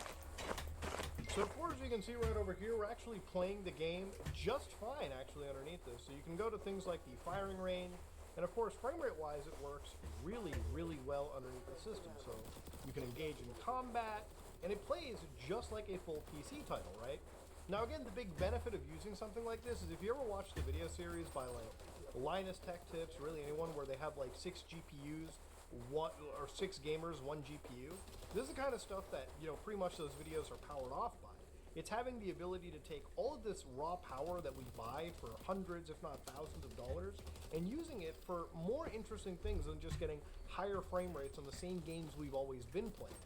Like I said, one of the key components for me using this was to play Elden Ring with my significant other, who didn't have a computer that I think could run that game from the GPU perspective. So to split my computer resources up and play Elden Ring cooperative with her was a pretty driving force for me. And since then, when it comes to using my computer in the best possible ways, designing one computer box that I can use to record videos, stream, edit, and everything in a clean way where I don't need to be bouncing from different streamer boxes or different like computers in general. I know that a lot of streamers use a dual PC setup. I like to have the dual PC setup, but all within one actual workstation that I can fire up within seconds at any given moment. Now the thing is, obviously, being that we're in a virtual machine, it should come to no joke that playing this online is not going to be something that's possible. So here we're going to try searching for a match, and we should absolutely not be able to play this for longer than a minute. So it's found a player, and you'll see just if I actually can make it all the way through. It would be funny if I got my account banned. Like, actually, wait, if I got my account banned on X Defiant, would it be a ban for Rainbow Six Siege as well? This is like actually my main account, dude.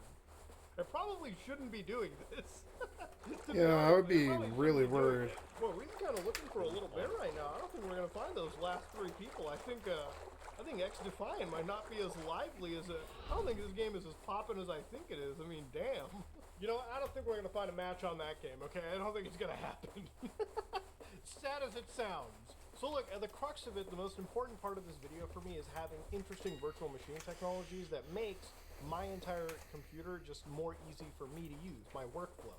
So again, for me, a virtual machine is great because when I'm recording videos or I'm, you know, playing weird games or doing things, like even that game No Players Online, I was recording well in a virtual machine. Because yeah, it's cool that I'm playing games like that. I also don't trust random software. And I kind of wish Microsoft's ethos of the Xbox, where they have the same entire platform, the idea of virtualizing the software, would have carried over pretty much into how people use computers these days. Look, lately, I've seen people like Linus Tech Tips get hacked very recently. I think it was about a month ago that his Twitter account actually ended up getting hacked.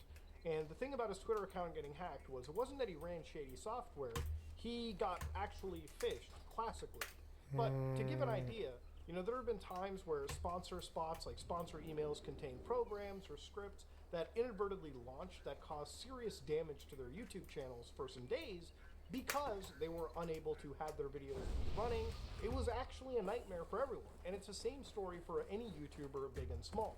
So when I create virtual machines like this, it's not because I'm building these things out of like sheer nonsense. It's because compartmentalizing your system and running software in these entire VMs protects you from actual serious dangers on the internet. Serious dangers like those same sponsor scripts and those same serious danger to your frame rate. It's one of the reasons any of my social You run so many intermediaries between a program, you're going to lose terrible frame rate. Like, it's a serious fucking risk to your frame rate, yeah. Like, you ever try to run a computer through a fucking translator or some kind of like aspect ratio program, or sorry, a game through like an aspect ratio program or some such, or like a boot or like a boot manager like Linux or not Linux but DOSBox or whatever. Yeah, you lose frame rate. Not much, but some. You're gonna lose some frame rate. The kind of frame rate I would not be willing to lose. You know. As it is, I'm losing too much frame rate because I'm on a server that's too big now.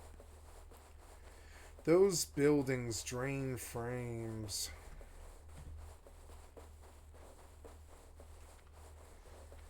The skyscraper town. It's really, really awesome, but people don't use it.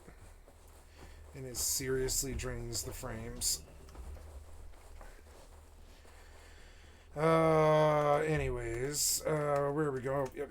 We're going out back to Dunmurrow to Thelsamar. I wish I had some fuel. A boat would have been a lot better. Wait, there's a road right here? This almost seems better than where I was building, maybe. This is a good solid road which will pay out and it'll help me build like really strong. Nice, an axe, that's helpful. And maybe I'll just build here, I guess. I like Junkyard, it's an okay monument. There isn't really like anything to look at out here. There's no... Oh yeah, wait, never mind. There is large oil. Oh shit, you scared the fuck out of me. Are you a vendor? Yes, you are. Oh my god, you fucking scared me, man.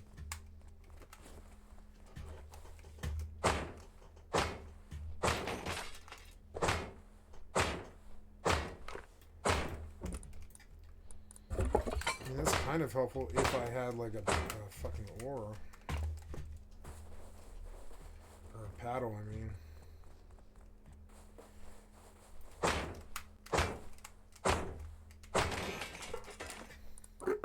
Ooh, beans. What was that sound? Oh, yeah.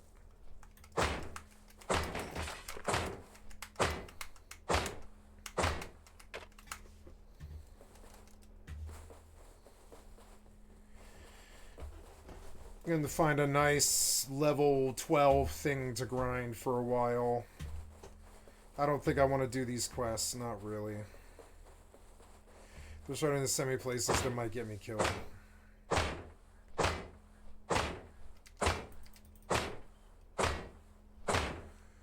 That is going to break my axe. Can't do that very long.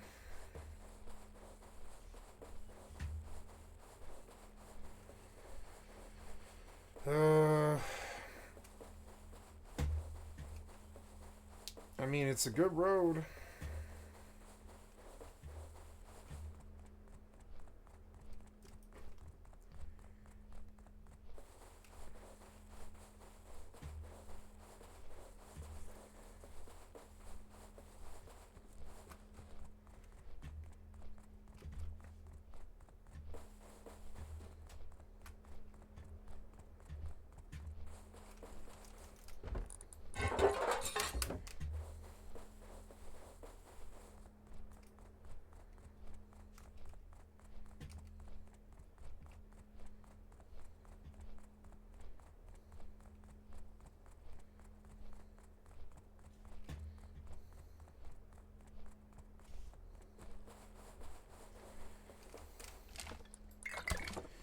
There's stone, which is like something that I kind of need.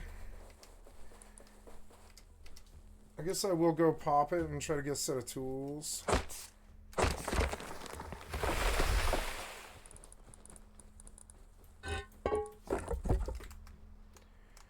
Good, we're flying. 1347. Oh, keep cooking.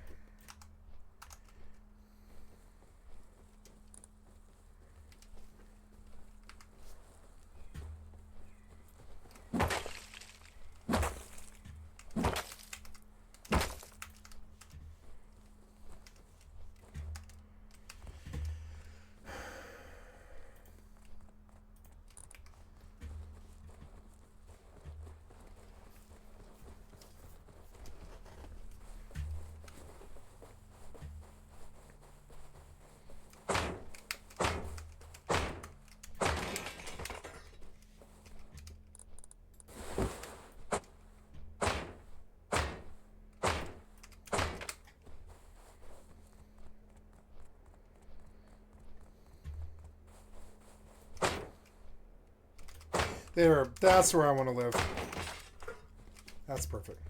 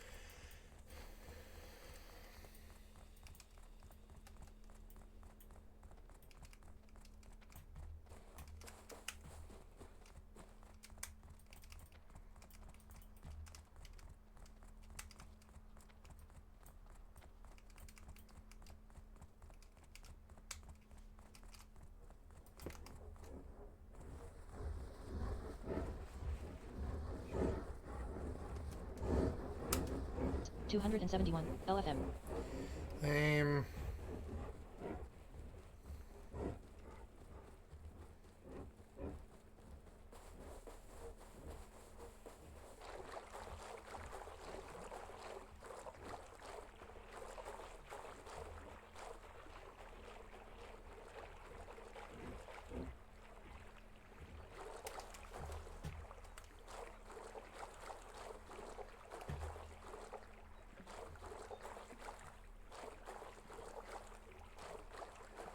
Look familiar. Death tarnishes nerd next soul.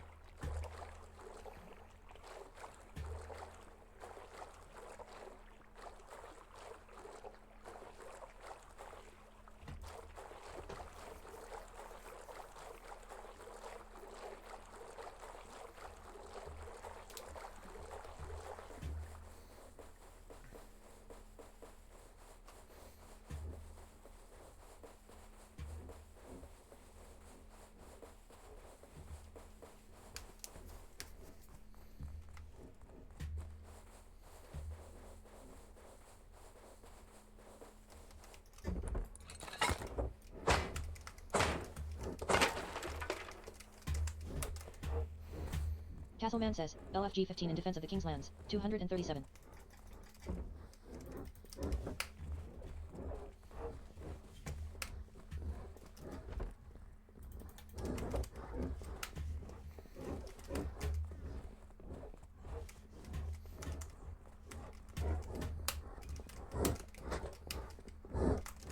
Oh, come on!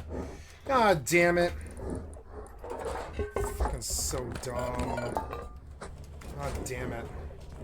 Gotta look for cloth. I want to put a bag down out here. There, that might be good.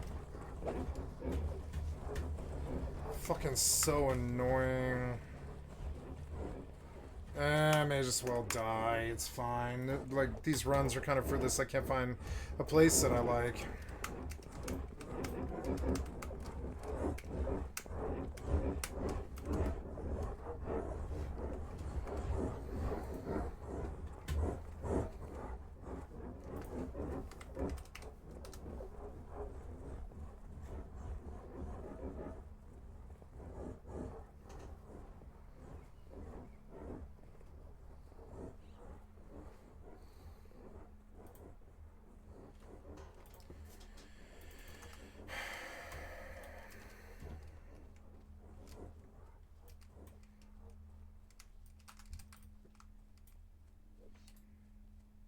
Aggro.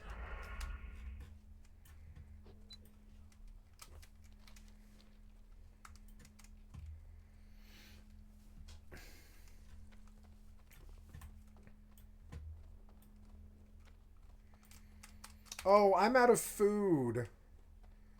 I suppose the lock is probably just as good. Probably get fine food there. I can't find where this quest is.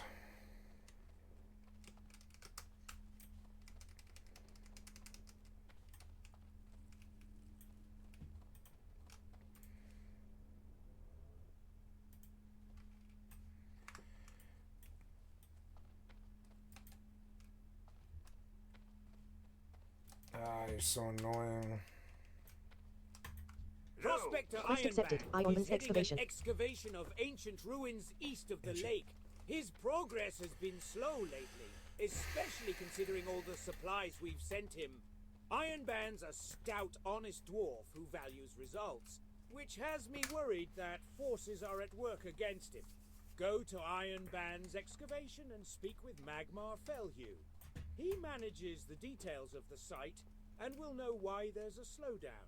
To get to the excavation site, go around the southern tip of the lake, then head east.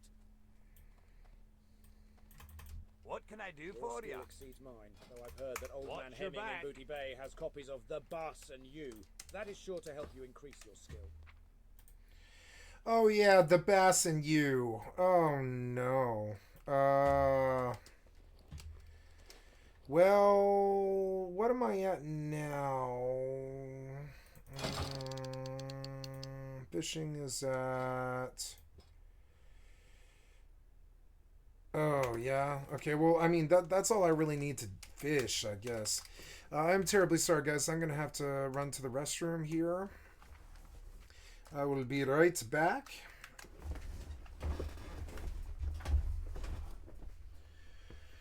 Oh...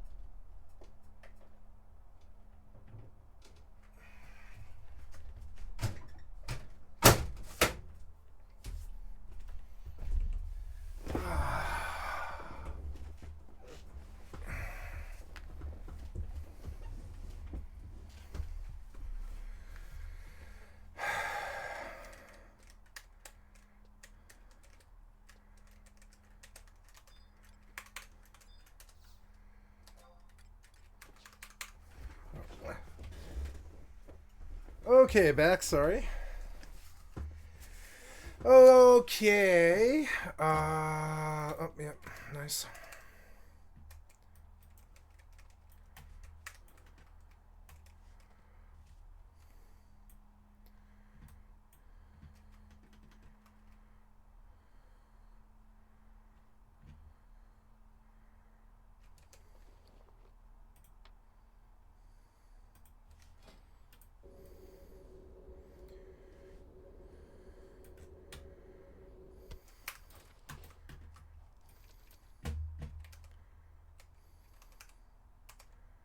The extreme care that I take in launching software and running things in general. It doesn't mean that we have to be closed.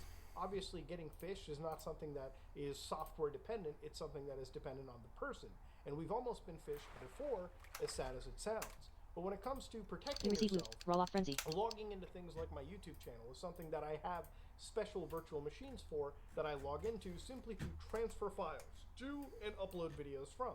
And after that, the VM is never used by yours truly. Until again, I need to upload a video or have a VM fired up just so I can read chat while I'm doing a live stream. These are things that I kind of feel most people should pick up, most people should try doing. And as of recently, Microsoft has probably the best virtual machine solution at this moment in time for gaming and splitting up that hardware on your system. That doesn't mean Linux won't get there. But yeah, it's one of the things that has made me consider honestly switching to Windows. And it's probably not just that, it has a little bit to do with gaming as well.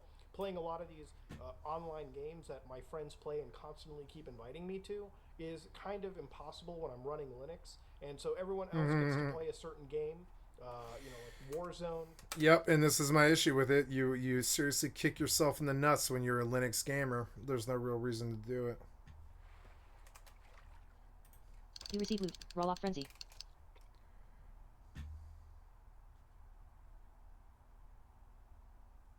Oh my god.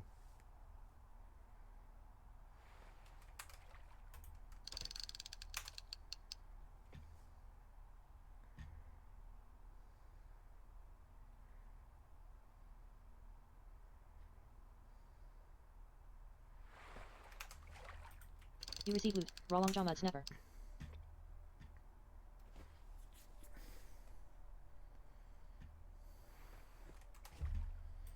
Madness of Ocean Gate. Trump's preparing to back out of the debate.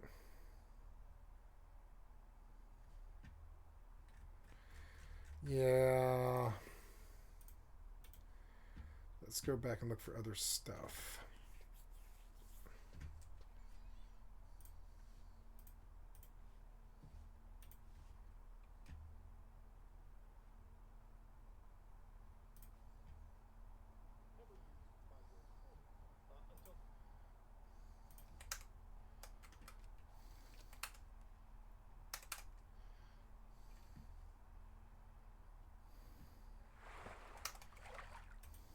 Receive loot. Roll off frenzy.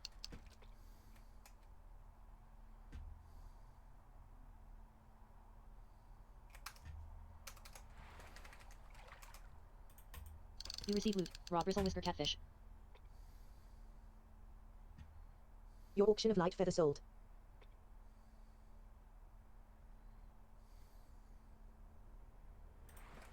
You receive loot. Raw brilliant small fish.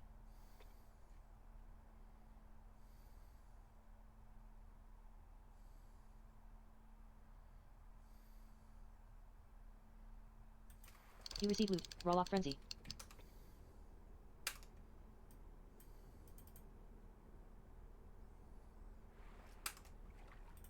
You receive loot. Roll off frenzy.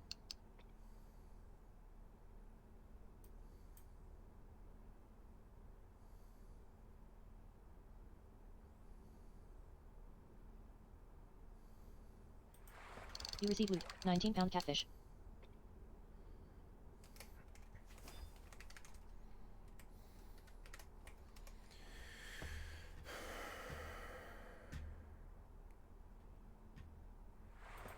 You receive loot. Roll off frenzy.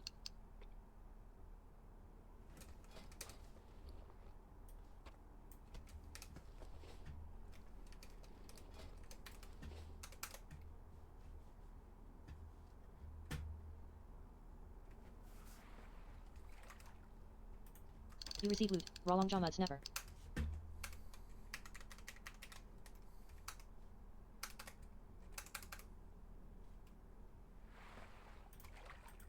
You receive loot. Raw long jaw mud snapper.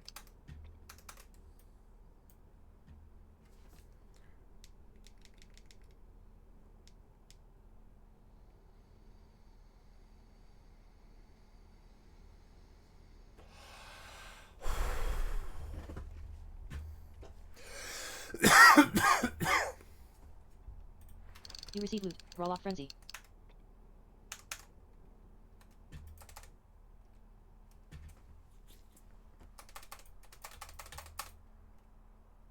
Oh, that's sad.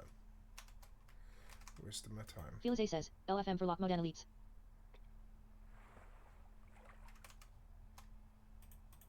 You receive loot. Raw long jaw mud snapper.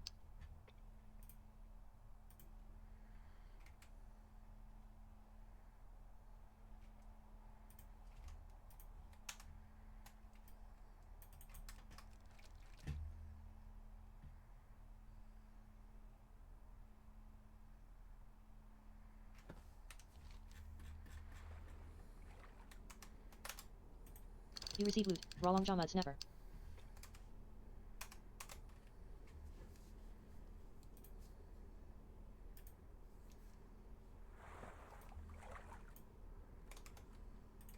You receive loot. Raw lock frenzy.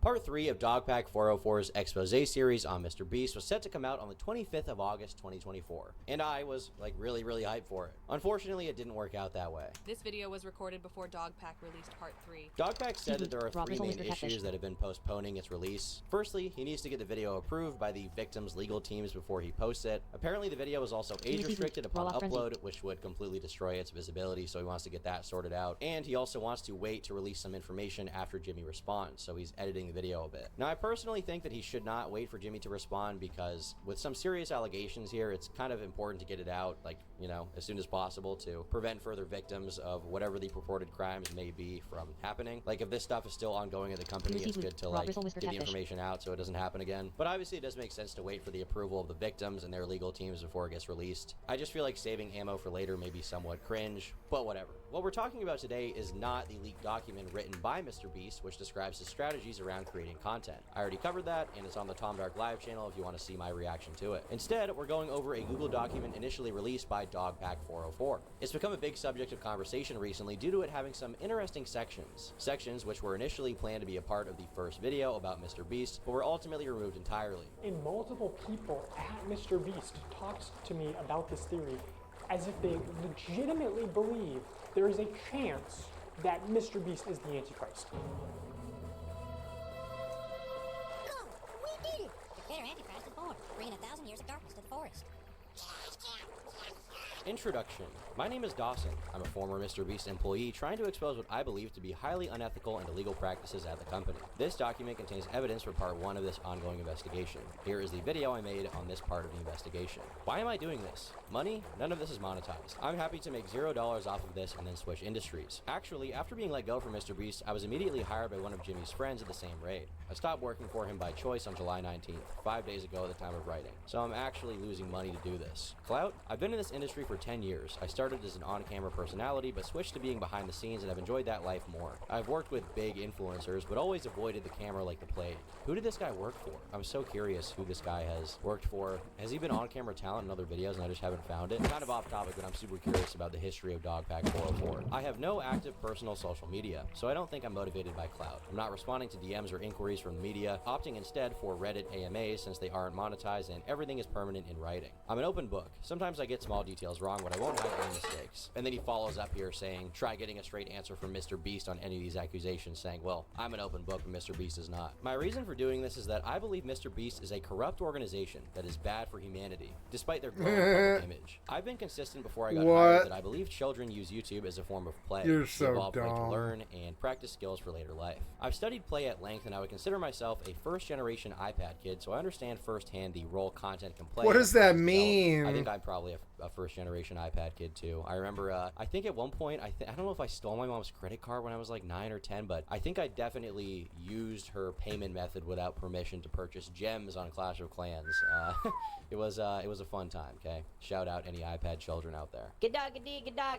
So I was often appalled when higher-ups of the company would talk about sophisticated ways to exploit children's psychological development for their own gain, while disregarding the well-being of those children. Recently, grooming allegations came out against Mr. Beast's co-star Chris Tyson. I believe the company was aware of evidence against Chris Tyson long before these accusations came out. Clash Royale was good. Try to cover up the evidence for a long time. All right, well, big claim there. Hopefully, there's some, definitive stuff there. I mean, obviously, we know Mr. Beast at the very least knew that Chris was a fan of Shadman, but beyond that, I don't believe we have any definitive proof that Mr. Beast knew what Chris was up to. He was in that Chris Tyson server. They got a lot of, conversation around it, including from people like me. But to me, there wasn't anything that showed definitively he knew everything that was going on there, like the ages of the people there. It's very possible, but I just don't know. All right, this section is titled Mr. Beast's Secret Formula. 1. Condition the viewer to see Mr. Beast as a trusted authority. 2. Show the viewer that loyal followers are given big rewards by Mr. Beast. And 3. Call on the viewer to act and promise big rewards in return. And based on that, we have a graphic of the 3 major types of behavioral learning. We have classical conditioning, which is a neutral stimulus is associated with a natural response. Then we have observational learning, which is learning occurs through observation and imitation of others. And they have here a graphic of a guy with a shirt,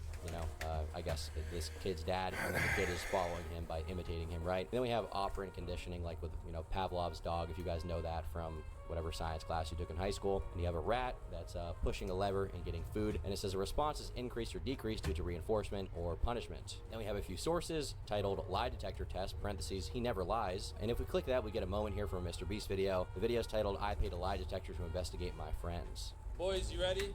Born ready! Ready, Freddy! Jimmy, do you actually think that Hershey's is disgusting? Yes, yes, yes, yes, yes, yes. 10,000 times more yes. That is 10,000 times true.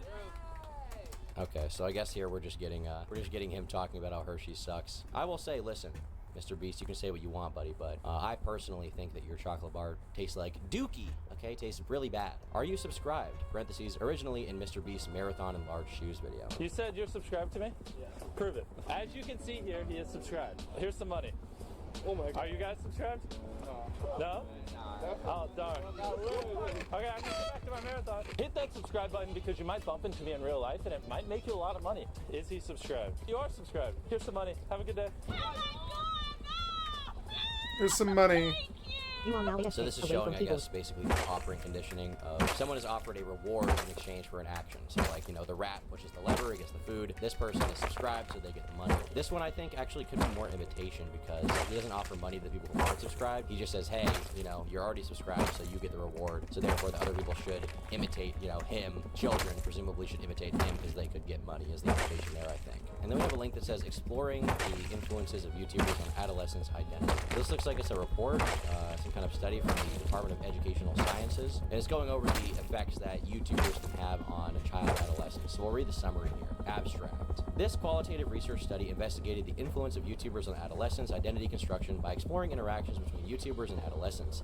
Towards this goal, this study intended to examine YouTubers' role in adolescents' lives in terms of mindset and daily practices. In this interpretive, phenomenological study, the analyses of the data collected from 10 adolescents through semi-structured interviews revealed that YouTubers guided adolescents to become integrated into the society by noticing the similar aspects of their identities, such as feelings, thoughts, and beliefs. Furthermore, YouTubers have been found to assist adolescents to discover their individuality through their videos and comments of other viewers on these videos. Also, it has been observed that the exploration option and the range of social interactions extended thanks to the YouTubers. However, adolescents sometimes overly identify themselves with the YouTubers YouTubers, imitated them, and implemented the YouTubers' recommendations without questioning. So we read that. We're going to skip the meat of this, but we will read the implications and conclusion section from this study. In this section, we discuss the implications of our study by addressing two questions. One, what do adolescents' interactions with YouTubers teach us about the uses of media literacy? And two, what does the role YouTubers play in adolescents' lives suggest for the development of media literacies and for further research? The first question is theoretical. It seeks an improved understanding of conceptual foundations of dialogue as reflected in the lives of adolescents. The second question, which focuses on practical implications, is considered in terms of how adolescents can be empowered with effective critical skills to use YouTube for their benefit. In the previous section, we described that adolescents are affected from YouTubers during their identity development in terms of both the construction process and the outcomes. Predominantly, it was seen that adolescents quite benefit from YouTubers and their videos in the identity formation process because YouTubers enhance the exploration opportunities for adolescents and expand their interaction zone.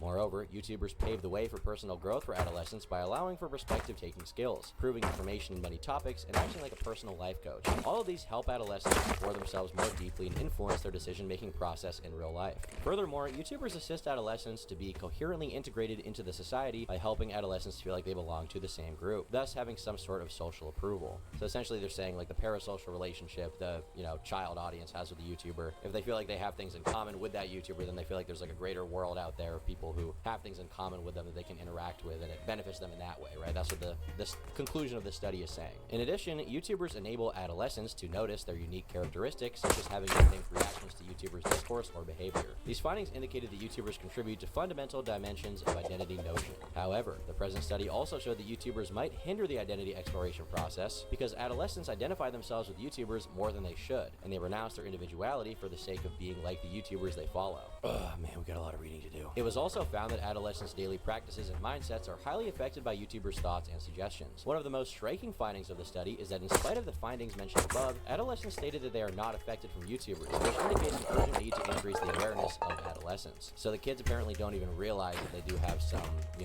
effect on them. What? I couldn't even get the fucking arrow strung before some piece of shit grub was on me. Fucking loser game. Following, commenting, or emailing. They find a chance to meet their social needs, such as social approval, acceptance, and sense of belonging, by watching particular YouTubers and participating in the virtual world they have created. Moreover, adolescents also prefer to watch YouTubers' videos in order to disregard their actual needs. Nice. That is, adolescents, as the findings revealed, watch YouTubers to ignore their boredom, loneliness, and frustration. Yeah, escapism, essentially, right? They ignore their typical problems in real life that they may be facing in exchange for, I'll just put on a YouTube video, don't worry about it. That's what we're doing here, guys. Okay, that's what you do with me. I know. Nope. Therefore, this study proposed that YouTubers take the place of emotional pacifiers for soothing unpleasant feelings. Virtual friend achieved. This study indicated that adolescents resort to YouTubers' videos and comments in order to gain self-knowledge. They try to start out their position among the same group, and to what extent their thoughts and behaviors are coherent when compared to others. This indicates that they could not receive sufficient feedback from their immediate social environment. The findings call for further research to explore the underlying reasons of why adolescents resort to social media platforms to gain self-knowledge. Therefore, various counseling programs aiming to gain awareness, blah, blah, blah, blah. Essentially what they're saying here is like they want to do more research into this, but there seems to be a trend of adolescents, teenagers, kids, whatever you want to call them, instead of finding themselves through the real world, they choose to find themselves through the online world because it's a much easier avenue. And on top of that, the, finding themselves through the online world and like how that may affect their personal sense of self is not really something they're aware of. They're not aware of the impact of social media on them. You're going surfing on the internet. All right, we're going to get back to the document at hand, but I thought that was an interesting excerpt to, see how research has informed Dogpack's videos. Here we have a section called Fake Videos, and Dogpack shows one specific thumbnail of Train versus Giant Pit. And then we have this guy saying, "Hey, Mr. Beast, Turkish YouTuber Borak Gungor," what a Turkish name, Jesus, "said your last video is CGI and totally fake. What do you want to say to him?" Mr. Beast says, "I clicked and watched a bit. He said the buses we dropped in the pit are not real, but I don't know how I'd even fake that if I wanted to." I mean, obviously, you make like a 3D animation of it, right? They do this in movies all the time. How do they make Iron Man fly? How could I even fake that? Well, you 3D animate it, right? And then we have screenshots from the video that seem to indicate that it is fake, just like, CGI effects they're using, right? He says this video used tons of deceptive CGI, but Jimmy denied it on Twitter. Have you ever faked a video? No. But this train track is CGI, these bus wheels are CGI, this explosion is fake, Shredder is CGI, this car is digitally lifted, this pit is fake, this guy is fake, this raccoon is a paid actor, the island costs more than $1, this city is not abandoned, buildings are CGI, and that's your only way out. You can literally literally get an Uber to the airport for $20. That's not a lurker. It's just a guy. This whole room is fake. This contestant is an actor and a secret employee at Mr. Beast. They had him got through this fake door twice. This line is scripted. This action. This YouTuber who makes sets and props is fake. And then we have a screenshot of the world's most You're famous fake, graphic bitch. video from Mr. Beast. Then we You're the have one this sucking on his back nuts all pocket, day, you which is goddamn the stalker YouTuber piece at of the shit. Airac channel, which is the Fucking YouTube channel born on YouTube. loser. And then we have a picture of XQC reacting to a Mr. Beast video where the caption here is, "I don't know how I'd fake that if I wanted to, lol." And that's Mr. Beast's quote, basically. And we see this, I'd say, pretty clearly, like, fake shot of a bunch of spikes in the spike pit. Dogpack writes, this video also used terrible CGI. The contestant is Mac Hopkins, former editor for Airac. Now he's a secret employee at Mr. Beast. Allegedly, he was an employee during this video. I've also heard rumors that this was part of his compensation. However, that seems speculative to me. Many actions and lines were scripted, same with all the other Mac videos. Note Mac's involvement in faking videos with Airac, also doxing and bullying a pilot, and lying about giving 10 grand to a fake struggling town during COVID. And he links a video here from a channel called Soggy Cereal, another commentary channel on YouTube titled Airac, Lying, Doxing, and Fake Donations. Where the entire premise of the challenge is built on the charitable act of our selfless hero Airac, risking his life traveling over 38 miles of ice trying to get to a small town called The Angle, which had a completely ravaged economy because of COVID and zero tourism as a result. Due to COVID restrictions in Canada, the Angle has turned into an island where nobody can come in and nobody can leave. Now they've lost over $10 million in normal tourist money. So our goal is to somehow get to the Angle and spend the most amount of money. Empty my bank account type of money. So before they start the challenge, they first go to the northernmost point in the US. The boys, we had to get shuttled 2.5 hours to the most northern point of the United States, where they assemble special ice bikes. And see those cabins over there? Well, I need you guys to help me out, be my co-detectives, and remember what they look like, because they'll be very important later on. See, this is better. I like this some more. It's more random and funny. And instantly our selfless heroes start talking about how they're going to be spending all of this money and selflessly support the struggling and bankrupting family businesses in the Angle. Now that we have made it to the Angle, as I had previously mentioned, the goal was to empty the entire Airac bank account in order to give back to the lack of tourism in the Angle. So we had a lot of work. So first of all, they paid a few $1,000s for these extremely nice cabins. Wait a second, those cabins over there? Well, remember what they look like. These look like the same cabins as where they assembled the ice bikes. These are the exact same cabins in the same... You are such a dick-sucking nerd. Listen to you suck on that dick. Oh my god. Sucking on that dick. You're just sucking on it. You really want that penis in your mouth. Jesus fucking Christ. His penis will never be in your mouth. Like I tell my stalker, you know? I don't know. First point for that. A town 200,000 feet away from the Angle. Yeah, Airac, I know about the Sportsman Lodge Resort. You sweating yet? Then he shows other screenshots. Here we have this one that says, I survived 7 days in an abandoned city. Then we have a picture from the video and it says, these buildings do not exist. And it says, world's most famous YouTuber Mr. Beast closes off area for filming in Croatia. So this is like an article title from Croatia Week in the entertainment category. Mr. Beast tweeting out, Croatia Week. And the community note says, the city is not abandoned and was locked to the public for shooting the video. Furthermore, the 7 days were not consecutive as some team members suffered medical problems. Other than claimed in the video, the hotel is accessible directly by car, not just by helicopter. And then we have a screenshot of the video and it shows various locations that were used here. We have another screenshot of the video which shows the hotel, I guess, that was supposedly abandoned. And then we have a picture of an Uber app showing that you can in fact Uber from Kupari. Oh, damn it. Airport, showing that you can actually travel there and it's not that difficult. And then Dogpack captions this with, not an abandoned city, 7 days were not consecutive, there was no lurker. And it does seem to me like, this is ultimately true. I think this video was faked, Then we have screenshots from this video titled Ages 1 to 100 Decide Who Wins 250 Grand. And we have pictures of various contestants, screenshots from the video, and it says here, the infamous 42 and 58 revenge storyline was mostly fabricated. 58 just didn't hear 42. 58's wink here was added in post. If you look over here, you'll see $250,000. Not to be confused with the other $250,000. And one of you could walk out with this one right now. What? That really ante up the stakes a bit. We have officially blacked out all 20 Q. If only one of you voluntarily step out and eliminate yourself, you win this $250,000. But if any more than one of you try to go for it, you'll be eliminated and win nothing. The timer has started. Let's see if someone wins $250,000. I literally missed out on $100,000 today. This time, I'm gonna go exactly what I came here for. Just letting you know, I will be stepping out. So if you want to join me, then we can be losers together. As of right now, 42 is going to walk away with $250,000. 50's hanging tight. Like a rock. Casey, you sticking? Casey's staying. Really? That was it? Oh my god. 2. Step out now or forever hold your peace. 1. Time is up. Let's see if someone just won $250,000. Guards, drop the curtains. So dumb. If you look around, you'll see that 42 was the only one to step out. Until 2 seconds remained. And someone all the way over there stepped out at the last second. Oh my god! Sorry, 42. They say, go big or go home. 40's just lost their leader. Oh. And you guys are still playing. Just remember that. This is tough. You both rolled the dice, and it didn't work out. I made my voice very loud and clear, and you knew what was going to happen, so you basically said, money, I don't like you. It happens. That's okay. Many voice lines were added in post. Parentheses, there is a voiceover booth in the studio. Multiple shots reveal that timers have been edited in post to make results look closer than they are in reality. Notice the timer in this clip. Mr. Beast edited the same scene after uploading it to hide the mistake. So if we click this clip, the timer here, and then Mr. Beast edited the same scene. Oh yeah.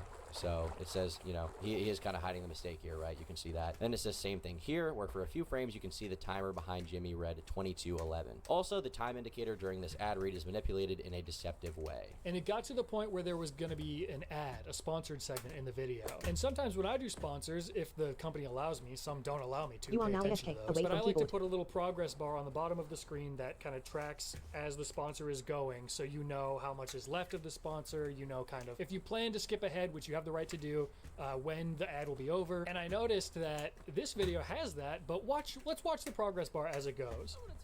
Here comes the ad. Whoa, we're flying through this ad. Look at that. We're absolutely zooming through this sponsor right now. We're only like 5 seconds in. As we continue to go on, now we're about, I don't know, 20 seconds in. This bar, kind of coming to a screeching halt. It's not really going super fast anymore. That's weird. Jimmy, what the hell is this, man? So weird. Such a weird, misleading thing to do. It's like I want to trick people into thinking that the ad is going to be really quick. It's going to be like 10 seconds and we'll be done. Don't worry about skipping forward. But it's such a lie. I mean, this is a lie, right? That's just so weird. I'm sure it's, you know, there's no legal reason that you can't do that, but I watched that and I was like, yeah, it made me feel gross. I don't know. All right, so now we have a screenshot of 100 boys versus 100 girls for $500,000. Multiple female Mr. Beast employees can be seen competing in this boys versus girls challenge, although this was not disclosed in the video. Allegedly, due to several female workers getting out early, the production team took steps to get more boys out, ultimately rigging the results so the girls only won. It is a common practice at Mr. Beast to include employees, friends, or family in the competitions without disclosing it, often referring to them as contestants or random subscribers. I mean, I think that was pretty clearly shown from Dogpack's first video. This is just kind of reiterating that on the same points, but yeah, for sure. I mean, the sources seem to line up here. Now we have a picture that says extreme $1 million hide and seek with Logan Paul looking like he just saw Jeff the Killer while hanging off the side of a building.